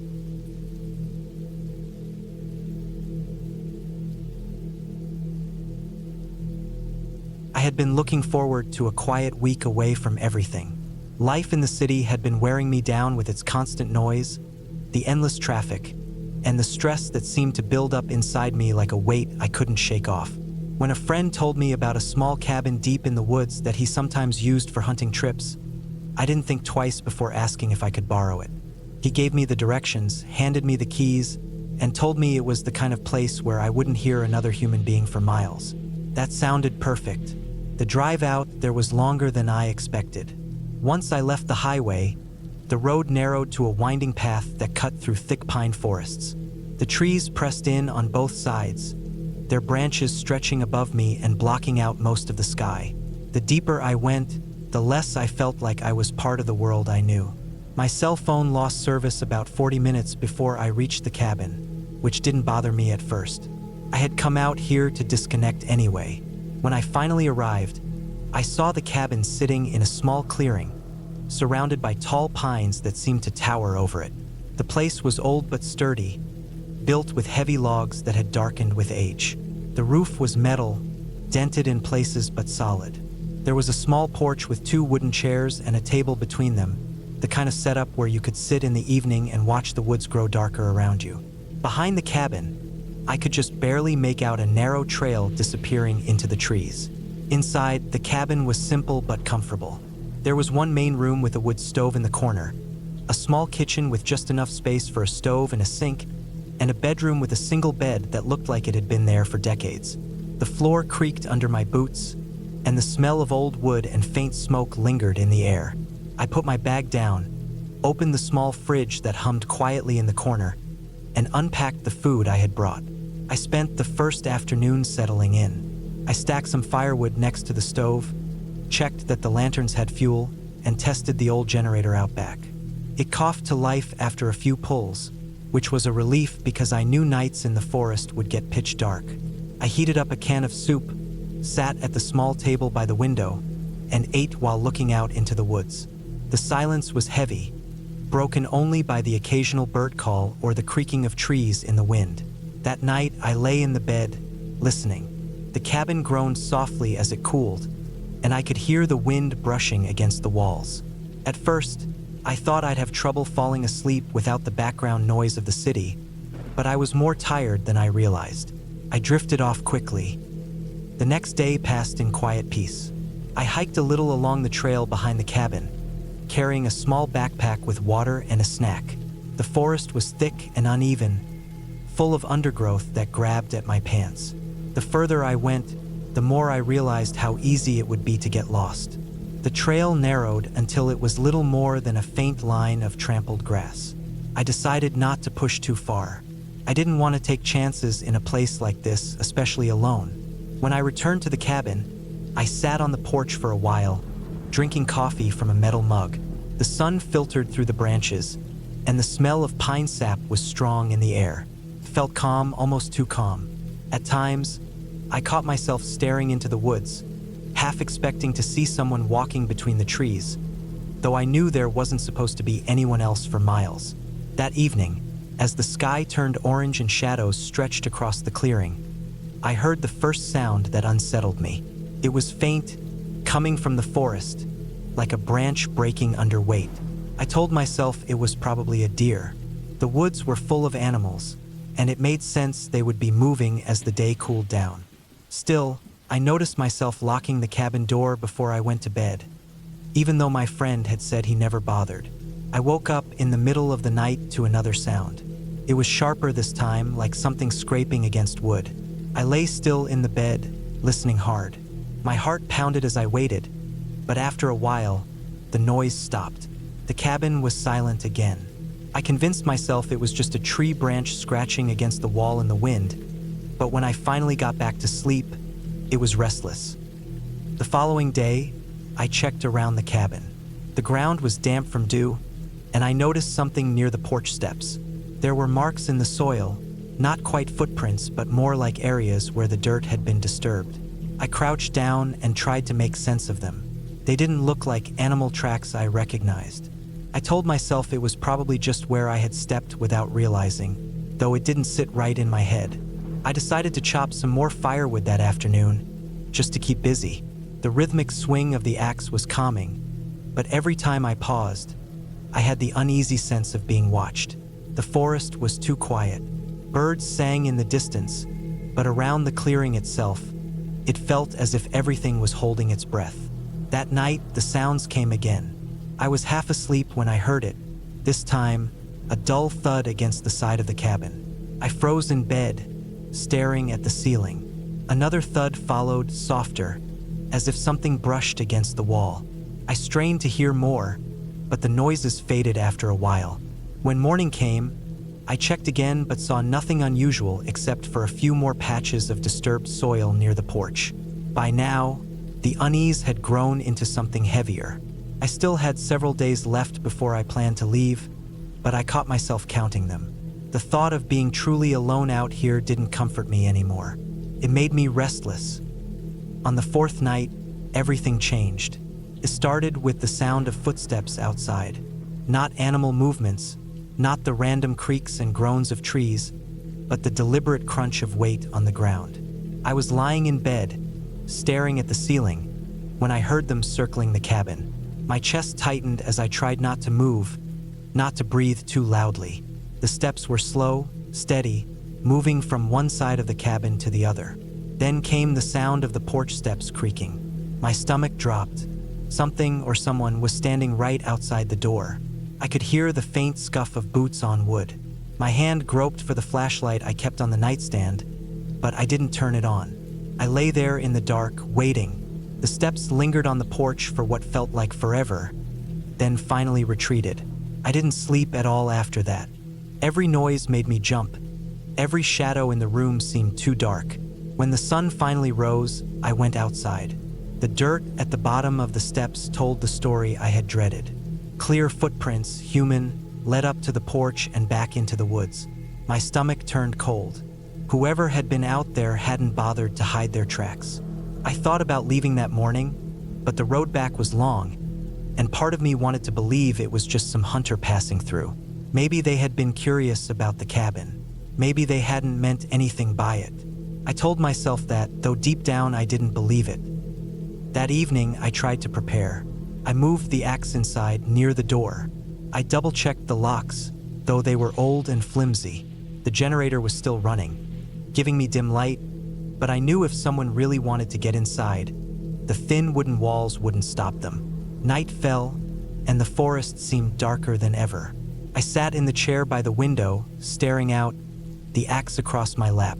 Hours passed in silence, but just after midnight, I heard them again. Footsteps, slow and deliberate, circling the cabin. My grip on the axe tightened until my knuckles hurt. The steps stopped by the window where I sat. I didn't move, barely even breathed, but I felt the weight of eyes on me through the glass. Minutes dragged by before the footsteps continued, fading back into the woods. I didn't sleep. I sat there until the first light of dawn filtered through the trees, my body aching with tension. By now, I knew I couldn't stay. Whoever was out there wasn't just passing by. They were watching, waiting. I packed my things as quickly as I could, shoving everything into my bag. I didn't even eat breakfast. When I stepped outside, the morning air was cold, and the forest was silent. Too silent. The dirt near the porch was covered in footprints, more than before, as if someone had paced there for hours. My throat went dry. I started the car, my hands trembling on the wheel. The gravel road stretched out ahead, winding into the woods. I pressed down on the gas, desperate to put distance between myself and the cabin. For the first few miles, I kept glancing in the mirror, half expecting to see someone following. The road twisted and turned, and the trees crowded close, but there was nothing behind me. It wasn't until I was back on the highway, miles away, that I finally let myself breathe. My body shook with relief and exhaustion. I drove straight back to the city without stopping once. When I handed the keys back to my friend a day later, I didn't tell him what had happened. I just said the trip had been fine. But in my head, I kept seeing the footprints circling the cabin, the figure standing on the porch in the dead of night, and the way they had lingered by the window, staring in at me. I knew one thing for certain: I would never set foot in that cabin again.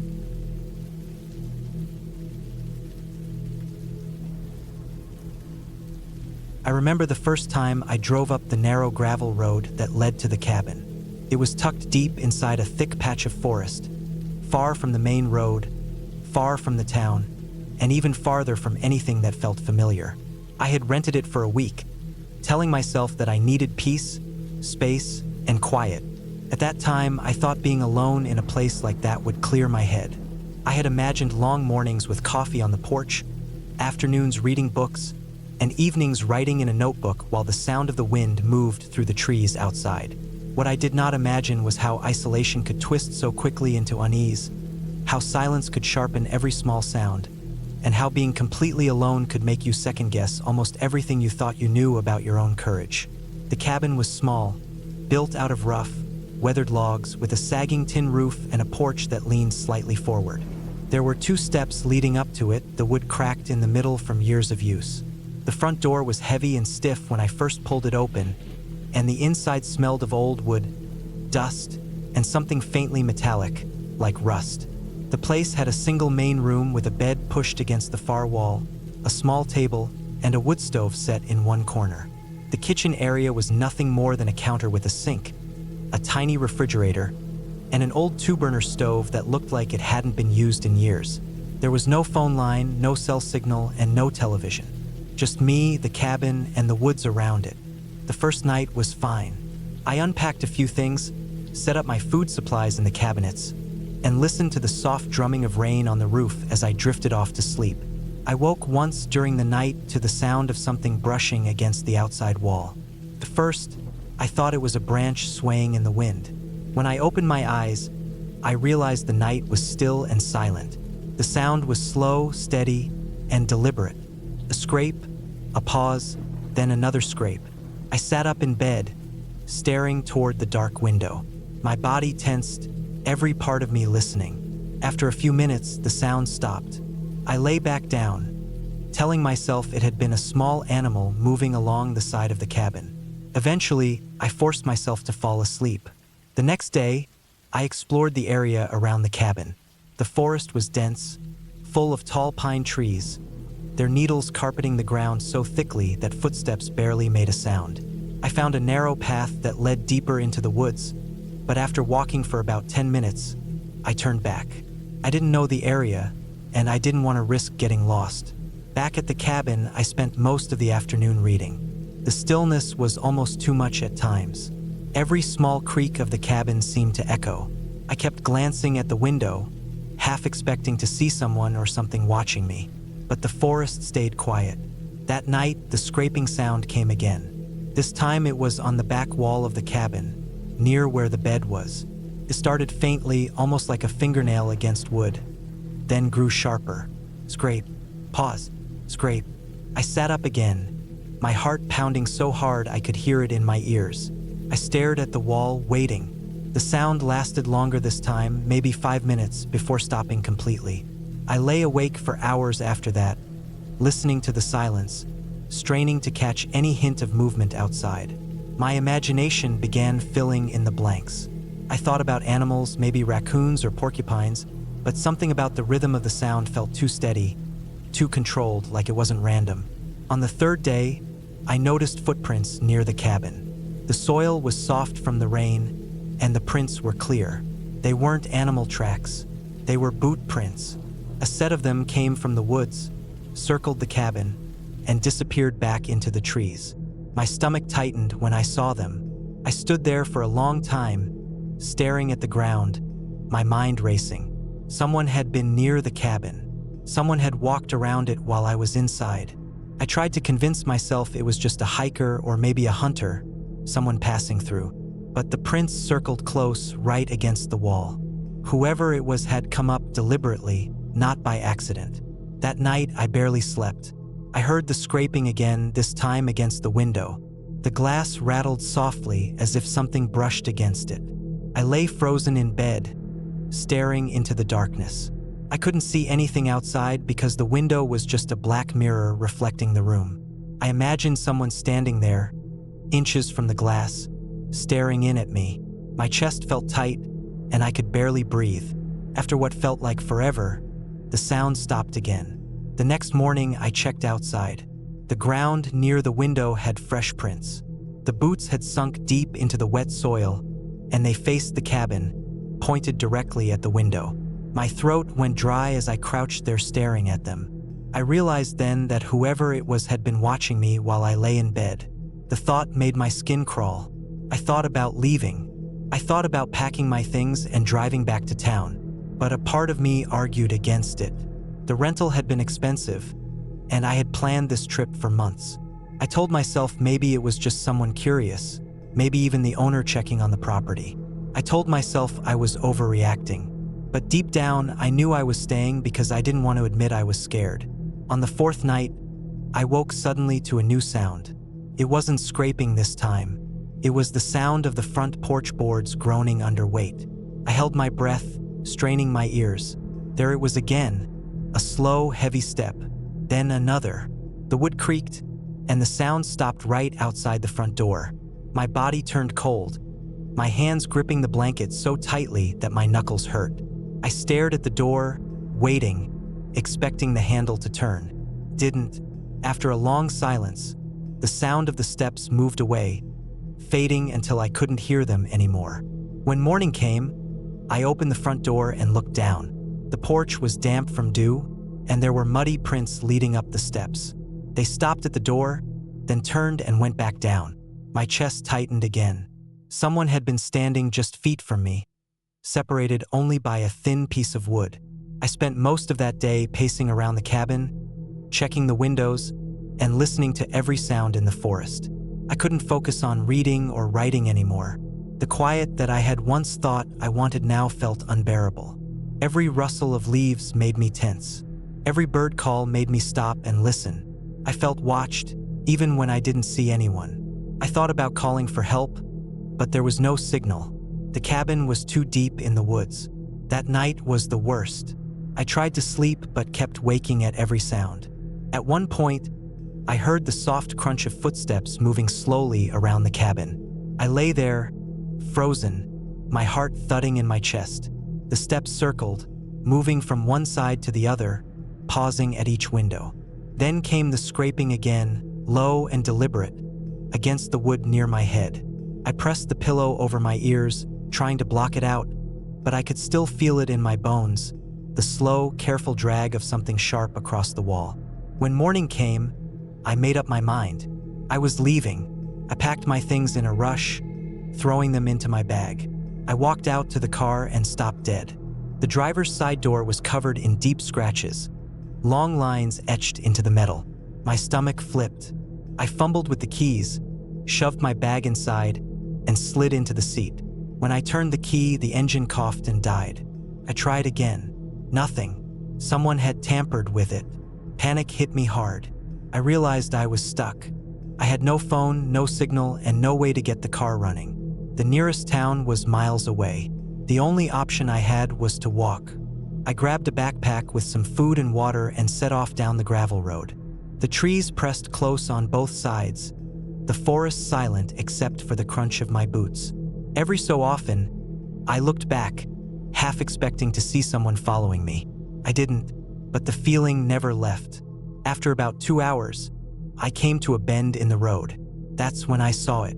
Another set of prints in the mud. Fresh ones. They weren't mine. They were heavier, deeper, and heading the same way I was going. My chest tightened as I stared at them. Whoever had been around the cabin was ahead of me, somewhere up the road. I stopped, torn between turning back to the cabin or pushing forward. The thought of going back made my skin crawl, but so did the idea of walking straight into whoever was out there. I stood there for a long time, the forest heavy around me, the silence pressing in. Finally, I turned off the road and into the trees. I thought I could move parallel to the road, hidden in the woods until I reached the highway. The ground was soft, covered in pine needles, and every step was careful. I moved slowly, checking over my shoulder, pausing at every sound. After an hour, I heard something behind me. A branch snapped. I froze, my body locked in place. The sound was close, too close. I crouched low, my breath shaking. Through the trees, I caught a glimpse of movement. A figure, dark against the green, moving steadily in the same direction I was. I didn't wait to see more.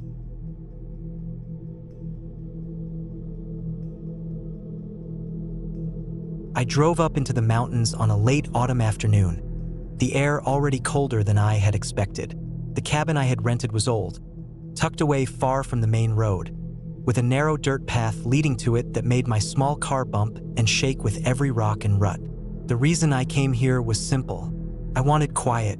I wanted to be away from people, away from the noise of the city, and I wanted to spend a few days alone with nothing but the trees and the cold air around me. I had thought that a cabin in the woods would be perfect for that. When I finally pulled up, the cabin looked even smaller and lonelier than the pictures online. The paint on the outside walls had peeled off. The steps creaked when I carried my bags inside, and the old wooden door felt rough against my hand. Inside, it smelled faintly of damp wood and dust. The furniture was simple. One bed with a heavy blanket, a small table with 2 chairs, a fireplace, and a narrow kitchen area with some old cabinets. There was no television, no signal on my phone, and only a weak lamp hanging in the middle of the room. Felt like stepping back in time. I set my things down, unpacked slowly, and then walked through the cabin to get a feel for it. Every board creaked when I stepped, and the windows were smudged with dirt, making it hard to see clearly outside. Still, I told myself this was exactly what I had wanted. No noise, no people, no distractions. By the time the sun went down, I had started a fire in the fireplace. I sat on the old chair near it and listened to the crackle of the flames. First, it was calming. The sound of burning would fill the quiet room, and outside I could hear the faint rustle of the trees in the cold wind. But as the night grew darker, that same quiet started to feel heavier. There were no cars passing by, no voices, no city noise in the distance, just the occasional snap of a branch outside or the scratching of a tree limb against the cabin wall. When I finally decided to sleep, I made sure to lock the door and check the windows. I had a habit of doing that back home, and I wasn't going to ignore it out here where no one was around. I crawled under the heavy blanket, the mattress beneath me lumpy and stiff, and tried to close my eyes. The first night wasn't easy. I woke up several times, not because of any specific sound, but because of the silence. It was the kind of silence that made every tiny noise stand out. When the wind blew, it felt like footsteps outside. When the fire died down and the wood shifted, it sounded like something moving. I kept telling myself it was nothing, but every time my eyes adjusted to the dark room, I felt uneasy. The next morning, I walked outside. The air was sharp and cold, my breath coming out in clouds. The ground around the cabin was covered in leaves, damp from the night's frost, and the trees stretched tall and bare in every direction. Felt endless. I walked a short way down the path, but I didn't go far, worried I might lose my way since I hadn't yet learned the area. I stayed close, gathering a little wood for the fire and checking out the shed that sat behind the cabin. The shed was old and falling apart, filled with rusted tools, a broken chair, and a pile of chopped logs. The roof sagged in the middle, and one wall leaned slightly inward. That second night was colder, and I built the fire higher. I cooked a simple meal on the small gas stove, ate alone at the table, and then sat again by the fire. The hours dragged. I realized then how long the nights felt out here, when there was nothing to do but sit and listen.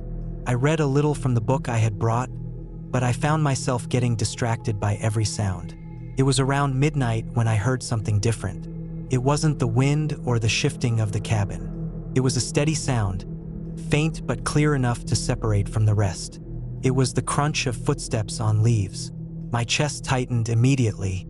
I sat still, staring at the door, my ears straining. The sound moved slowly around the cabin, not rushing, not stumbling, just careful, steady steps circling outside. I didn't move for a long time. The only thing I could hear was that soft crunch, then silence, then another crunch. My mind raced. Maybe it was an animal, I thought, a deer or something, but the steps sounded too steady, too controlled. I wanted to believe otherwise, but it sounded like a person walking around the cabin in the middle of the night. I stayed awake until the sound faded. At some point, I must have dozed off in the chair, because when I opened my eyes again, the fire had burned low and a thin gray light was coming through the windows. The morning felt unreal, like I had dreamed the whole thing, but the feeling in my chest told me I hadn't. I forced myself to walk outside. I looked around the cabin carefully, scanning the ground. At first, I didn't see anything, but then near the back corner of the cabin, I spotted it. A faint mark in the wet leaves. A footprint. It wasn't clear like one in mud, but it was there. The heel and the front of a shoe pressing down the leaves. My stomach turned as I stared at it. Someone had been here. I didn't know what to do. I had no phone signal, no way to call anyone. The cabin had no neighbors that I could see, and the road was far off. I told myself maybe it was a hiker passing by. Maybe someone had gotten lost. But why would they circle the cabin at night? Why wouldn't they knock if they needed help? The rest of the day, I tried to stay calm. I gathered more wood, kept the fire going, and tried to distract myself by reading. But every time I glanced at the window, I imagined someone standing just beyond the glass, watching. That night, I could hardly breathe from the tension. I locked the door again, double-checked the windows, and sat by the fire. Hours went by, and I started to hope that maybe it had just been my imagination. But then, just like before, I heard it. The crunch of footsteps in the leaves. Slow, careful. This time it lasted longer. The steps moved from one side of the cabin to the other, pausing sometimes like whoever it was had stopped to listen. My hands were sweaty, my chest tight, and I sat frozen in the chair. I didn't want to move, didn't want to make a sound. At one point, I thought I heard the faintest scrape against the wall, like a hand brushing against it. I barely slept that night. The next morning, I walked around again. More faint footprints, more signs that someone had been moving around out there.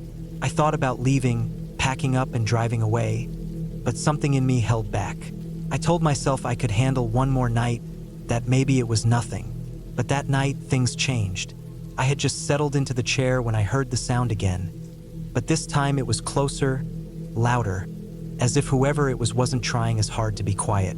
I sat stiff, listening, my heart pounding in my chest. The footsteps circled once, then stopped right outside the door. I could hear the weight shifting, the leaves crunching right there, only a few feet from where I sat. Then I heard the sound of the doorknob move. It rattled, soft at first, then harder. Whoever it was tried turning it, tried pushing it, tried forcing it. My whole body shook. I kept my eyes on the door, my ears ringing with the sound of blood rushing. The knob rattled again, harder this time, then stopped. Silence. Then the steps moved slowly away, fading into the dark. I stayed awake until the morning light came. When I finally stepped outside, I saw more footprints at the door, pressed deep into the damp ground. They weren't animal prints. They were shoes. Someone had been trying to get in. That was it for me. I couldn't stay another night. I packed my things quickly, stuffed them into the car, and got ready to leave. But when I tried to start the car, the engine wouldn't turn over. I tried again and again, but nothing. My stomach dropped. I popped the hood, though I had no idea what I was looking for, and that's when I saw it. The battery cables had been cut. My knees went weak. Whoever had been out there at night wasn't just walking around. They had tampered with my car. They wanted me stuck here. Panic surged through me, but I knew I couldn't stay. I grabbed my backpack, stuffed it with what food I had left, a flashlight, and a small hatchet I had found in the shed. Then I started down the dirt path, planning to reach the main road on foot. It was miles away, but it was my only choice. The woods felt different now.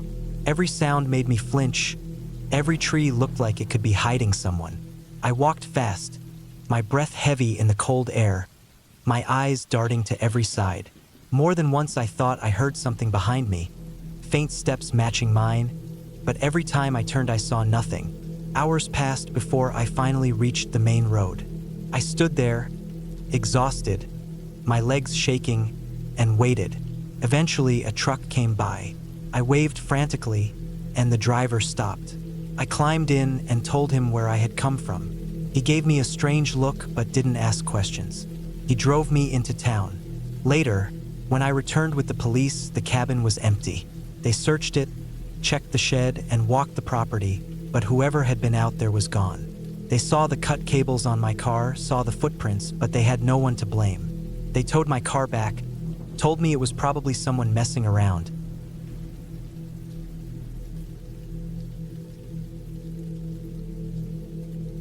I decided to spend a few days alone in a cabin deep in the woods, far away from towns, far away from the constant noise of the city. I had rented the place weeks before, wanting silence, wanting to hear nothing but the wind in the trees and the sound of water running in the stream I saw on the map near the cabin. It was supposed to be a simple trip. I thought I could use the time to clear my head, maybe hike, maybe write, maybe just sleep without the sound of cars or phones ringing. The drive up was long. The last half hour was nothing but dirt road, my tires spitting up stones as I went deeper into the forest. The trees stood tall on either side, their branches crowding above the path until it looked like a tunnel made of wood and leaves. The farther I drove, the less I saw signs of people. No houses, no mailboxes, no other cars, only endless trees and that one dirt road stretching ahead. When I finally saw the small turnoff and the wooden sign with the cabin's number on it, I felt relief. The cabin itself was small, tucked back in the trees. The logs were dark from age and weather, the roof sagged a little, and the steps creaked when I walked up with my bags. Inside, it was simple. One main room with a couch, a small kitchen with an old fridge and stove, and a short hallway that led to a single bedroom and bathroom. There was dust on the shelves, and the floor had scuff marks, but it felt solid. I told myself it would do fine for a few days. First, everything felt calm. I unpacked. I made a sandwich and ate it at the small wooden table near the window. The view was just trees, thick and endless. The air smelled of pine, damp earth, and something sharp that reminded me of metal. The silence was heavy. I kept listening, expecting to hear something. Birds, the wind, but it was almost too quiet. That first afternoon, I walked down to the stream I had seen on the map. The water was fast, carrying leaves and twigs, rushing against the rocks. I stood there for a long time, just listening, trying to enjoy the peace. When I got back to the cabin, the sun was already low. The trees threw long shadows across the clearing. I locked the door and sat on the couch with a book. I tried reading, but I kept glancing at the windows. The glass was old, streaked, and the trees outside pressed close. It felt like the forest leaned against the cabin, watching. That night, I struggled to sleep. I lay in the bed, the sheets thin, the mattress old and lumpy. Every sound outside made me tense. Branches cracking, leaves shifting, the creak of wood as the cabin settled. At one point, I thought I heard steps on the porch, slow and careful, but when I forced myself to listen harder, the sound stopped. I told myself it was an animal, a deer maybe, or just my nerves. The second day passed quietly.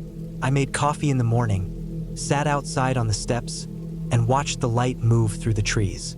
I hiked a short trail I found behind the cabin, though it barely looked used, more like a deer path than anything else. At the top of a hill, I stopped and looked back, but I couldn't see the cabin through the trees. Everything looked the same in every direction, endless trunks and leaves. I followed the path back carefully, marking the turns in my head, worried how easy it would be to lose the way. When I got back, I noticed something strange. On the side of the cabin, near the ground, the dirt was disturbed. At first, I thought it was just from animals, but the marks looked more like shoes than paws. Faint heel mark, a flattened space like the toe of a boot.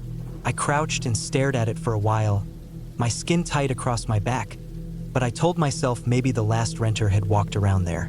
Maybe it wasn't new. I pushed it out of my mind and went back inside. That night, it was harder to ignore. Around midnight, I woke to a faint scraping sound.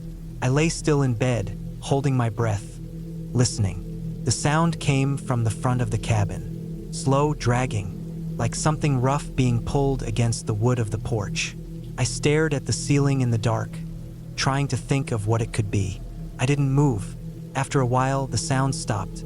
I stayed awake for hours, waiting for it again, but it didn't return. The next morning, I checked the porch. The wood near the door had faint scratches, long and uneven, like something sharp had scraped it. My chest felt tight as I stared at them. They weren't deep, but they were new. I had walked across that porch a dozen times already and never noticed them. I walked the clearing in slow circles, scanning the trees, but everything was still. The silence felt heavier than ever. By the fourth day, the air inside the cabin felt wrong. Couldn't relax. I kept checking the locks, walking to the windows, looking out into the trees. Once, when I glanced through the glass in the back room, I thought I saw movement, something pale between the trees, but when I stared, it was gone. My stomach sank. I told myself it could have been light on bark or a branch swaying, but I didn't believe it. That night, the sounds came back, not just scraping. I woke to a faint thud, then another, like weight shifting on the porch. Then, after a long pause, the knob of the front door rattled. Not hard, not shaking, just a slow, careful turn. I froze in bed. My breath felt too loud in the silence.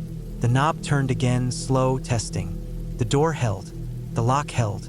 I stayed there, staring at the dark ceiling, every muscle stiff, until the sound stopped. In the morning, I checked again. The knob had faint smudges, like dirty fingerprints. The wood below the door frame had a mark too, like something had been pressed against it. My throat was dry as I stared at it. I thought about leaving, packing my bags and driving out, but the idea of walking outside, crossing the clearing to my car with the trees pressed so close, made my chest tighten. I decided to wait until daylight was full, but even then, I couldn't push myself to go. By the sixth day, my nerves were raw. I barely ate. I barely slept. Every noise jolted me. I stopped walking outside altogether, too afraid of the trees. I sat in the cabin with every window locked, staring at the door. That night, the sounds came again. Not scraping this time, not rattling, just footsteps, slow, heavy, circling the cabin. I heard them at the front, then the side, then the back. Each step careful, deliberate. I sat in the dark with my hands shaking, listening to them move around and around.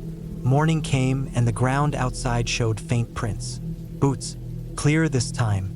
Not an animal, not my own.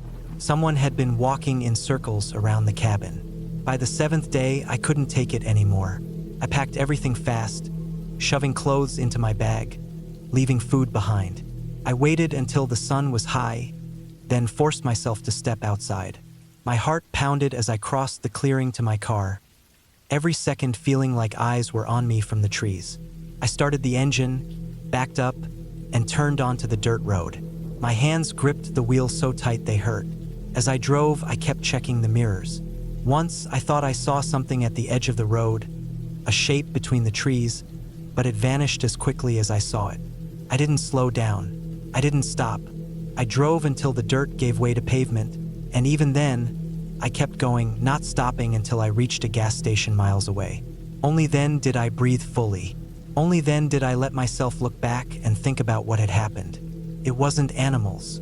It wasn't my imagination. Someone had been out there, watching the cabin, walking around it at night, testing the doors, waiting. If I had stayed one more night, if the lock had slipped, if I had stepped outside at the wrong time, I don't like to think about what would have happened. I never went back to that cabin. I never even called the rental office to complain. I just left it behind. But even now, when I close my eyes at night, I hear it again. The slow scrape on the wood, the careful turn of the knob, the footsteps circling in the dark.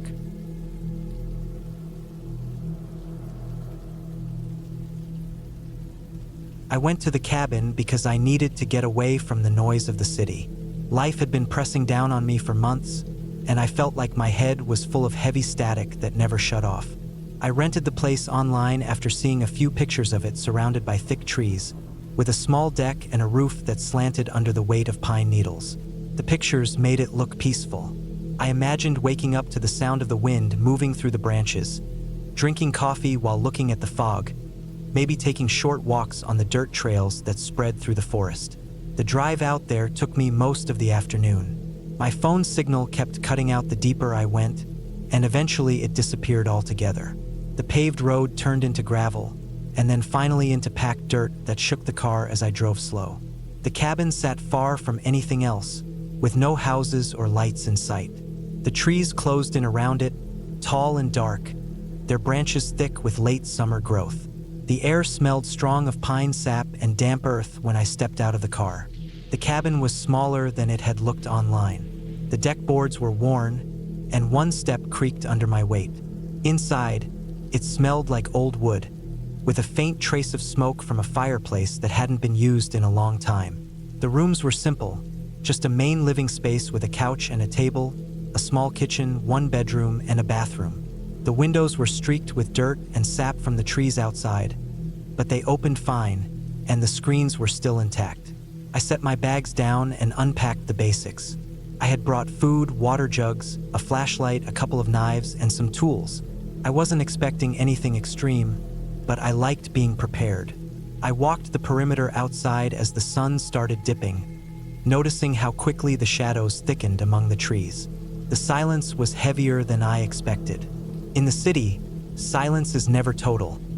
You always hear cars, sirens, or people. Out there, when the wind stopped, there was nothing.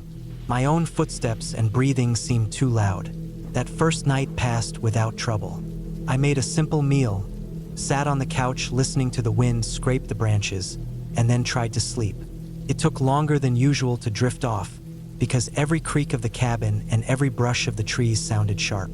But eventually, exhaustion pulled me under. The second day, I decided to explore a little. I followed a deer trail through the woods, keeping track of the turns so I wouldn't get lost. The air was cool under the canopy, and the ground was soft with layers of needles. I saw tracks in the mud near a small stream. Deer for sure, maybe raccoon or fox. Nothing unusual. But as I walked farther, I began noticing things that unsettled me in a way I couldn't explain. The first was a tree with fresh cuts in the bark, not claw marks, but long slices made by something sharp, like a knife. They ran in uneven lines about waist height. They didn't seem like surveyor's marks, just random. Then, deeper in, I came across an old fire pit. It wasn't strange to see one, but the ashes were scattered as if someone had kicked them recently, not like a long-abandoned site. Nearby, an empty water bottle lay half-buried in the dirt. It looked newer than the fire pit. When I reached a small clearing, I felt exposed. The trees opened wide enough that the sun fell hard on the ground, and I stood there with a feeling crawling through me, like I was being watched. I scanned the tree line, searching for movement, but saw nothing. No sound either, not even a bird. The silence pressed against me until I turned back toward the cabin. On the way, I kept glancing behind me, half convinced I'd see someone trailing at a distance. I never did. Back at the cabin, I tried to shake it off. People sometimes came through the woods, maybe hunters or campers. Nothing I saw proved anything bad. Still, I kept the door locked that night and set my flashlight and knife on the table beside me. The third day, I stuck closer to the cabin. I chopped wood from the pile stacked near the shed, filled a pot with water from the jugs, and tried to settle into a routine. But the feeling from the day before clung to me. Every time I stepped outside, I scanned the trees. Once, while sitting on the deck, I thought I saw movement between the trunks. A quick flash of something dark. I stood and stared, but there was nothing. That night, lying in bed, I woke to a sound outside. It was faint, but distinct, the crunch of leaves underfoot. At first I thought it might be a deer or a raccoon, but the steps didn't shuffle the way animals do. They were slow, careful, human. My pulse hammered as I lay still, staring at the ceiling. I reached for the flashlight, switched it on, and aimed it at the window. The beam bounced off the glass, blinding me with reflection. I killed the light, heart racing, and listened. The steps stopped.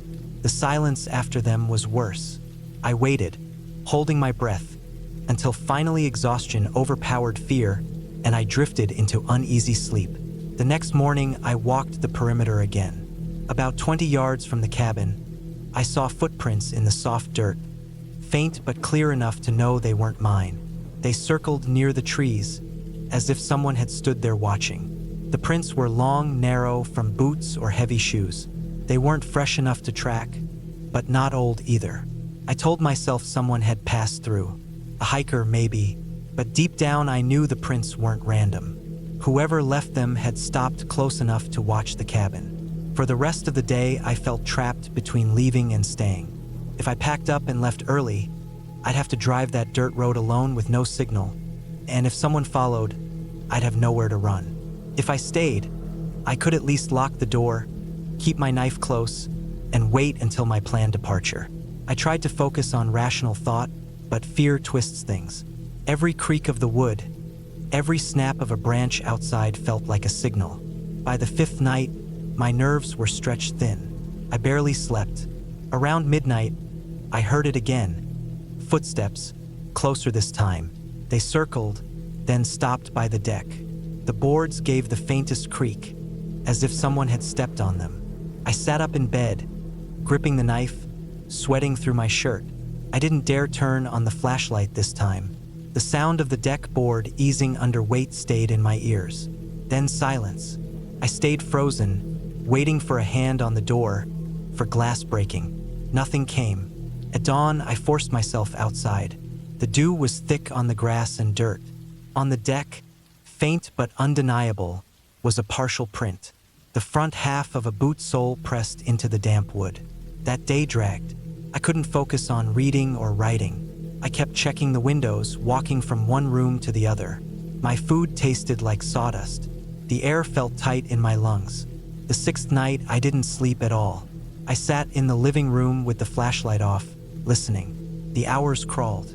Around 2 in the morning, I heard the same careful steps outside. They came from the left side of the cabin this time, paused, then shifted to the back. Whoever it was moved slow, circling. At one point, the handle of the back door rattled softly. My heart slammed so hard I thought it might burst. I waited, gripping the knife, barely breathing. Minutes passed, maybe hours. Finally, the noises stopped, but I didn't relax. I stayed in that chair until the first gray light of morning leaked through the windows. I knew then I couldn't stay another night. I packed my things fast, shoving clothes and food into my bags. I loaded the car, locked the cabin, and stood for one last moment on the deck. The woods were silent, watching. As I pulled down the dirt road, I kept checking the mirror. For the first mile, I saw nothing. Then, as the trees broke briefly near a bend, I caught sight of movement at the edge of the forest. A figure stood there, half hidden by the shadows. Tall, still, facing the road. I couldn't see the face, just the outline. I pressed the gas harder, heart hammering, and didn't look back again. When I finally reached the paved road, I pulled over and sat with my head on the steering wheel, shaking. I stayed there for nearly an hour before I could make myself drive the rest of the way. That night, back in my apartment, surrounded by the noise of the city, I still felt the weight of the woods pressing on me. The image of the figure stayed burned in my head. Whoever it was had been there for days, circling, waiting, and I had spent those nights just a thin wall away from them. I never went back to the cabin. I never even looked at the listing again. Some places don't give peace, they take it. And once they do, you never really get it back.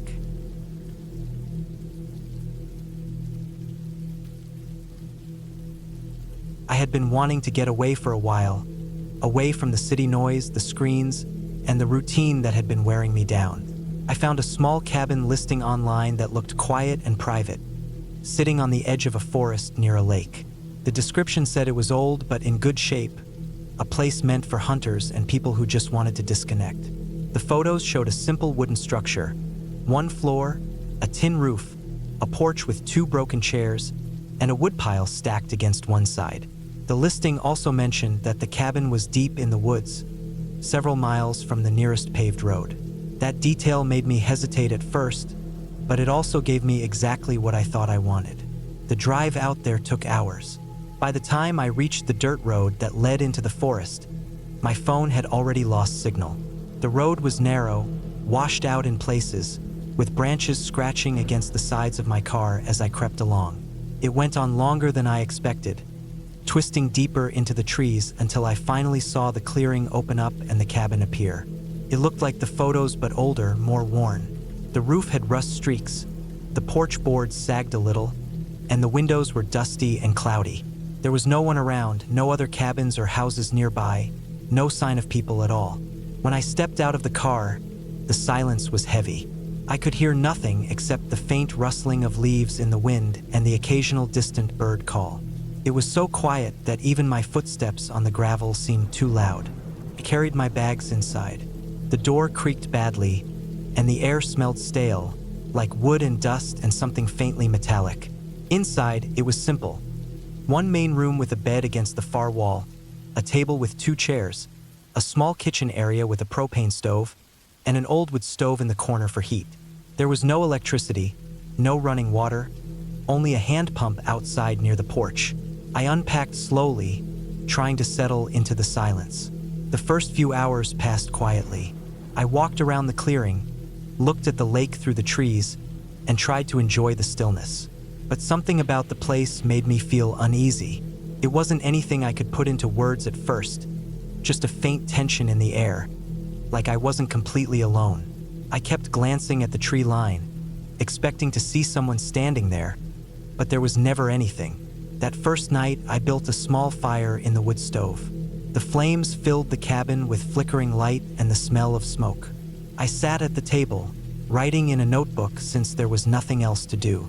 Outside, the forest grew darker and darker until the windows showed only black.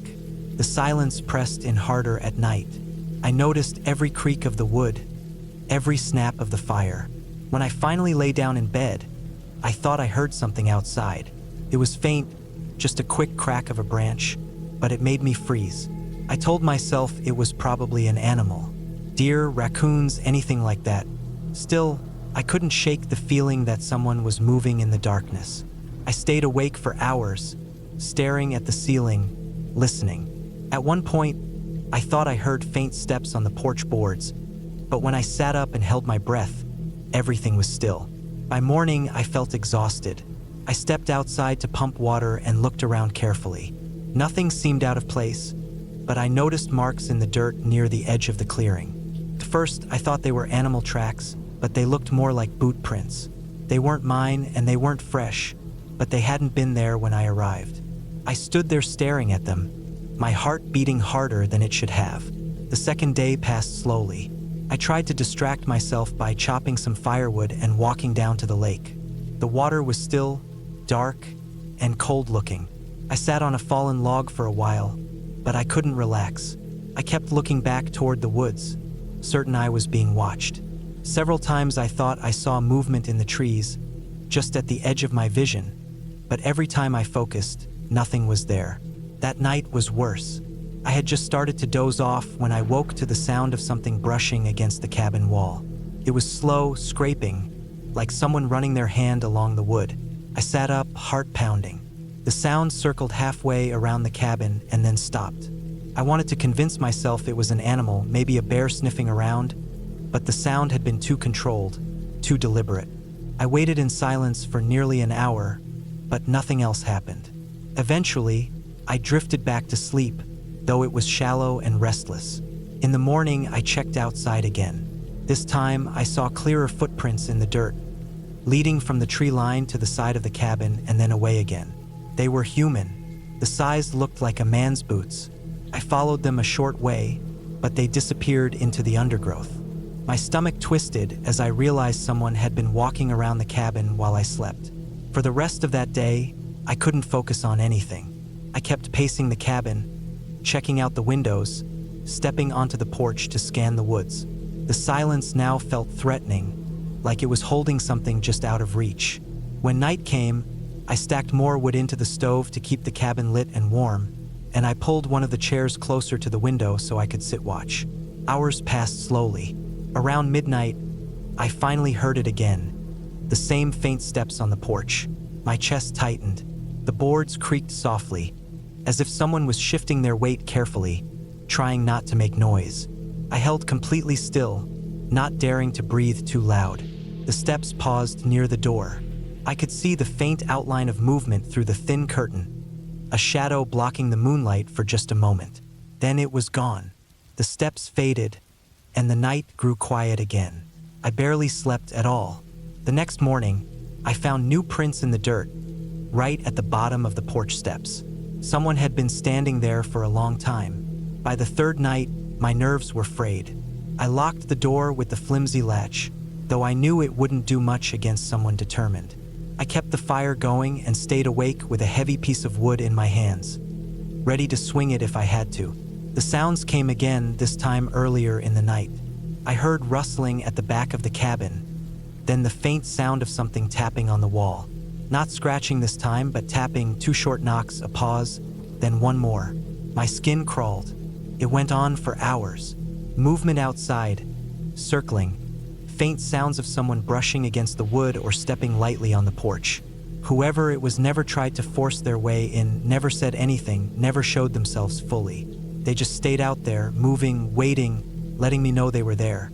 I thought about leaving in the morning, but my car was parked at the edge of the clearing, and to reach it, I would have to step out into the open, into the tree line where I couldn't see anything beyond a few yards. The idea of walking across that distance with someone watching made my stomach turn. On the 4th night, I finally reached my limit. I packed my bag before it even got dark and set it by the door. I told myself I would leave at first light no matter what, but that night was the worst yet. Around midnight, I heard the porch creak louder than before, and then the doorknob rattled. Slow, deliberate turns, testing the latch. My whole body froze. The latch held, but the sound of someone trying it made my blood run cold. After a long silence, the steps moved away again, and I sat there shaking until dawn. As soon as there was enough light, I grabbed my bag, unlocked the door, and ran to the car. I kept my eyes on the trees the whole time, expecting someone to step out. I jumped inside, slammed the locks, and started the engine. The drive out of the forest felt endless, every shadow between the trees looking like a person standing still, watching me go. When I finally reached the main road, I didn't stop driving until I was miles away. I never went back to that cabin.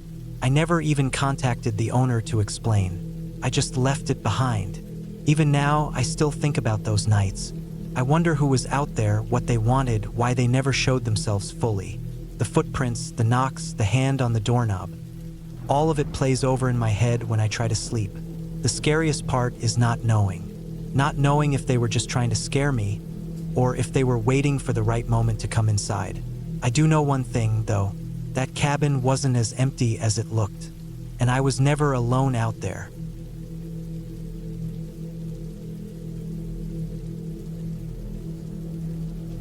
I arrived at the cabin late in the afternoon after driving for nearly 6 hours on empty country roads.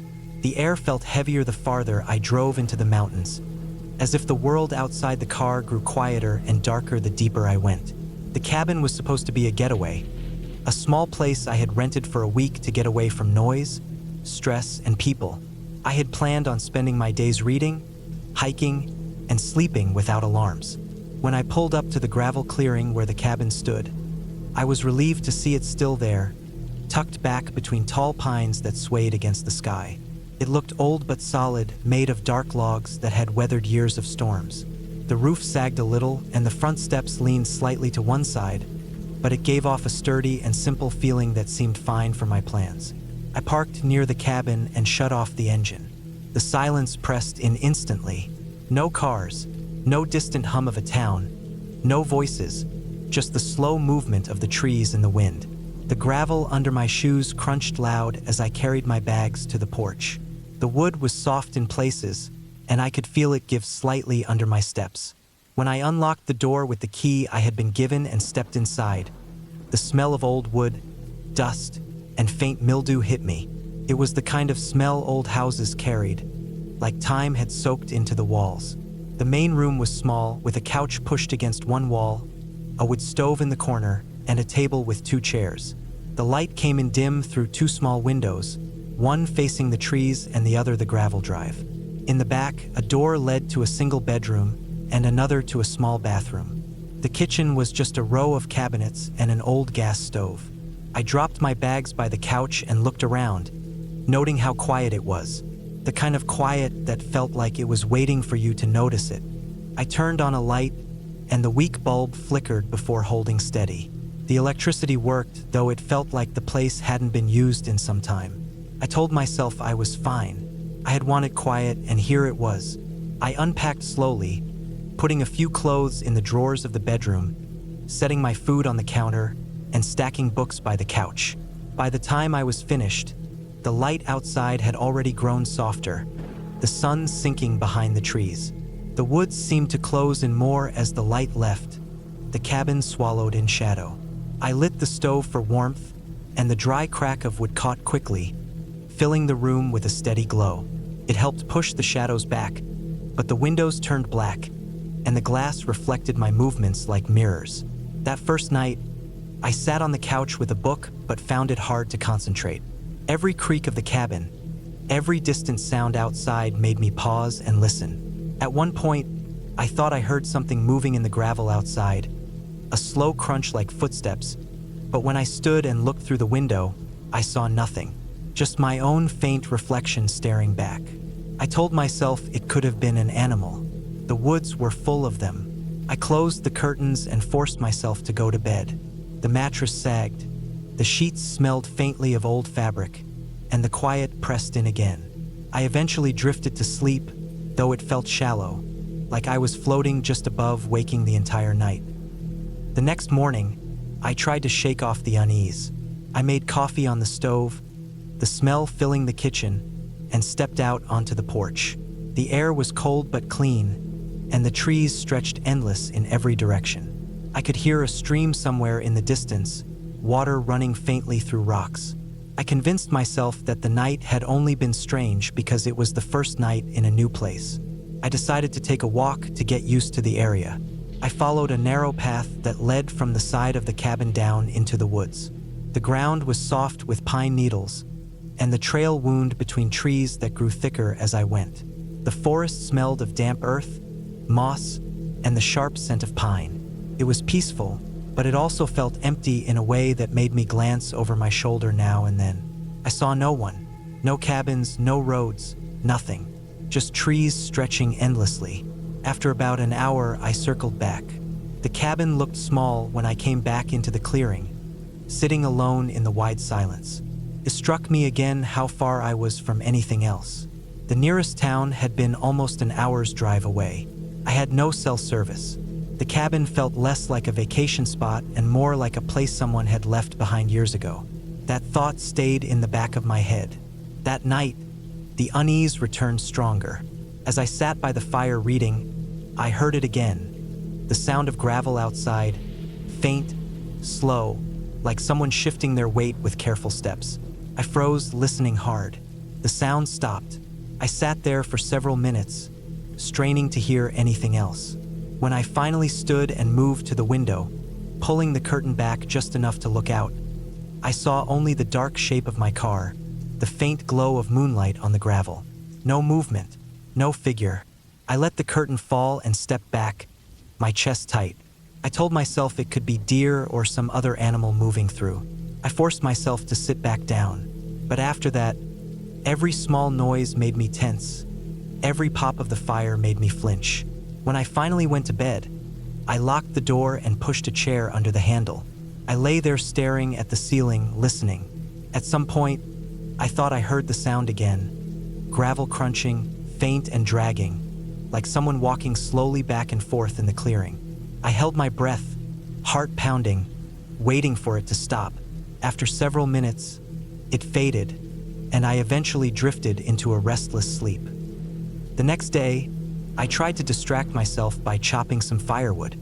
There was a pile of old logs behind the cabin, gray with age, and I worked through them, the crack of the axe echoing into the trees. The physical work helped ease the tension for a while, though the silence always returned when I stopped. I ate lunch on the porch, watching the tree line, and thought about how strange it felt to be completely cut off. No phone, no people, no sounds but the wind and the occasional crack of branches in the forest. It was the kind of isolation that could play tricks on your mind if you let it. That night, it grew worse. I had just settled down on the couch when I heard it again, this time clearer, closer, gravel crunching, slow, measured. My chest tightened, and I set my book down, staring at the door. The steps moved across the clearing, paused, then shifted again, as if circling. I stood slowly, every muscle tense, and moved to the window. I pulled the curtain just slightly and looked out. The moon was bright enough to cast pale light across the gravel, and that was when I saw it. A faint shape moving near my car. Person. Tall, thin, moving slowly around the vehicle, pausing at the windows, then circling. My mouth went dry, and I stepped back, letting the curtain fall. I felt my pulse hammering. Someone was out there. I stood frozen for what felt like hours, listening. The steps crunched faintly again, shifting toward the porch. The boards creaked outside, and I knew they were standing there. My skin crawled, every hair on my body raised. I waited, not moving, not breathing. Minutes passed. The boards creaked again, then silence. I stayed where I was, staring at the door, until finally I heard the crunch of gravel again, moving slowly away into the night. I didn't sleep at all. I sat awake in the dark, every nerve wired, waiting for it to return. The following days blurred into each other. I tried to leave during the daylight, walking the trails, chopping more wood, anything to burn the hours. But every night it returned. The sound of slow steps in the gravel. Sometimes closer, sometimes circling farther out in the woods, but always there, always steady. I stopped looking through the window. I couldn't bear to see the figure again. I just listened, heart pounding, until the sound finally drifted away. Sleep became short bursts, shallow and full of panic. I started leaving the fire burning low through the night just to keep some light in the cabin. I ate less. My body felt tight with fear all the time. The worst night came near the end of the week. The steps came again, slow, circling, and then I heard something new, the sound of the door handle rattling. Slow at first, then harder, shaking against the lock.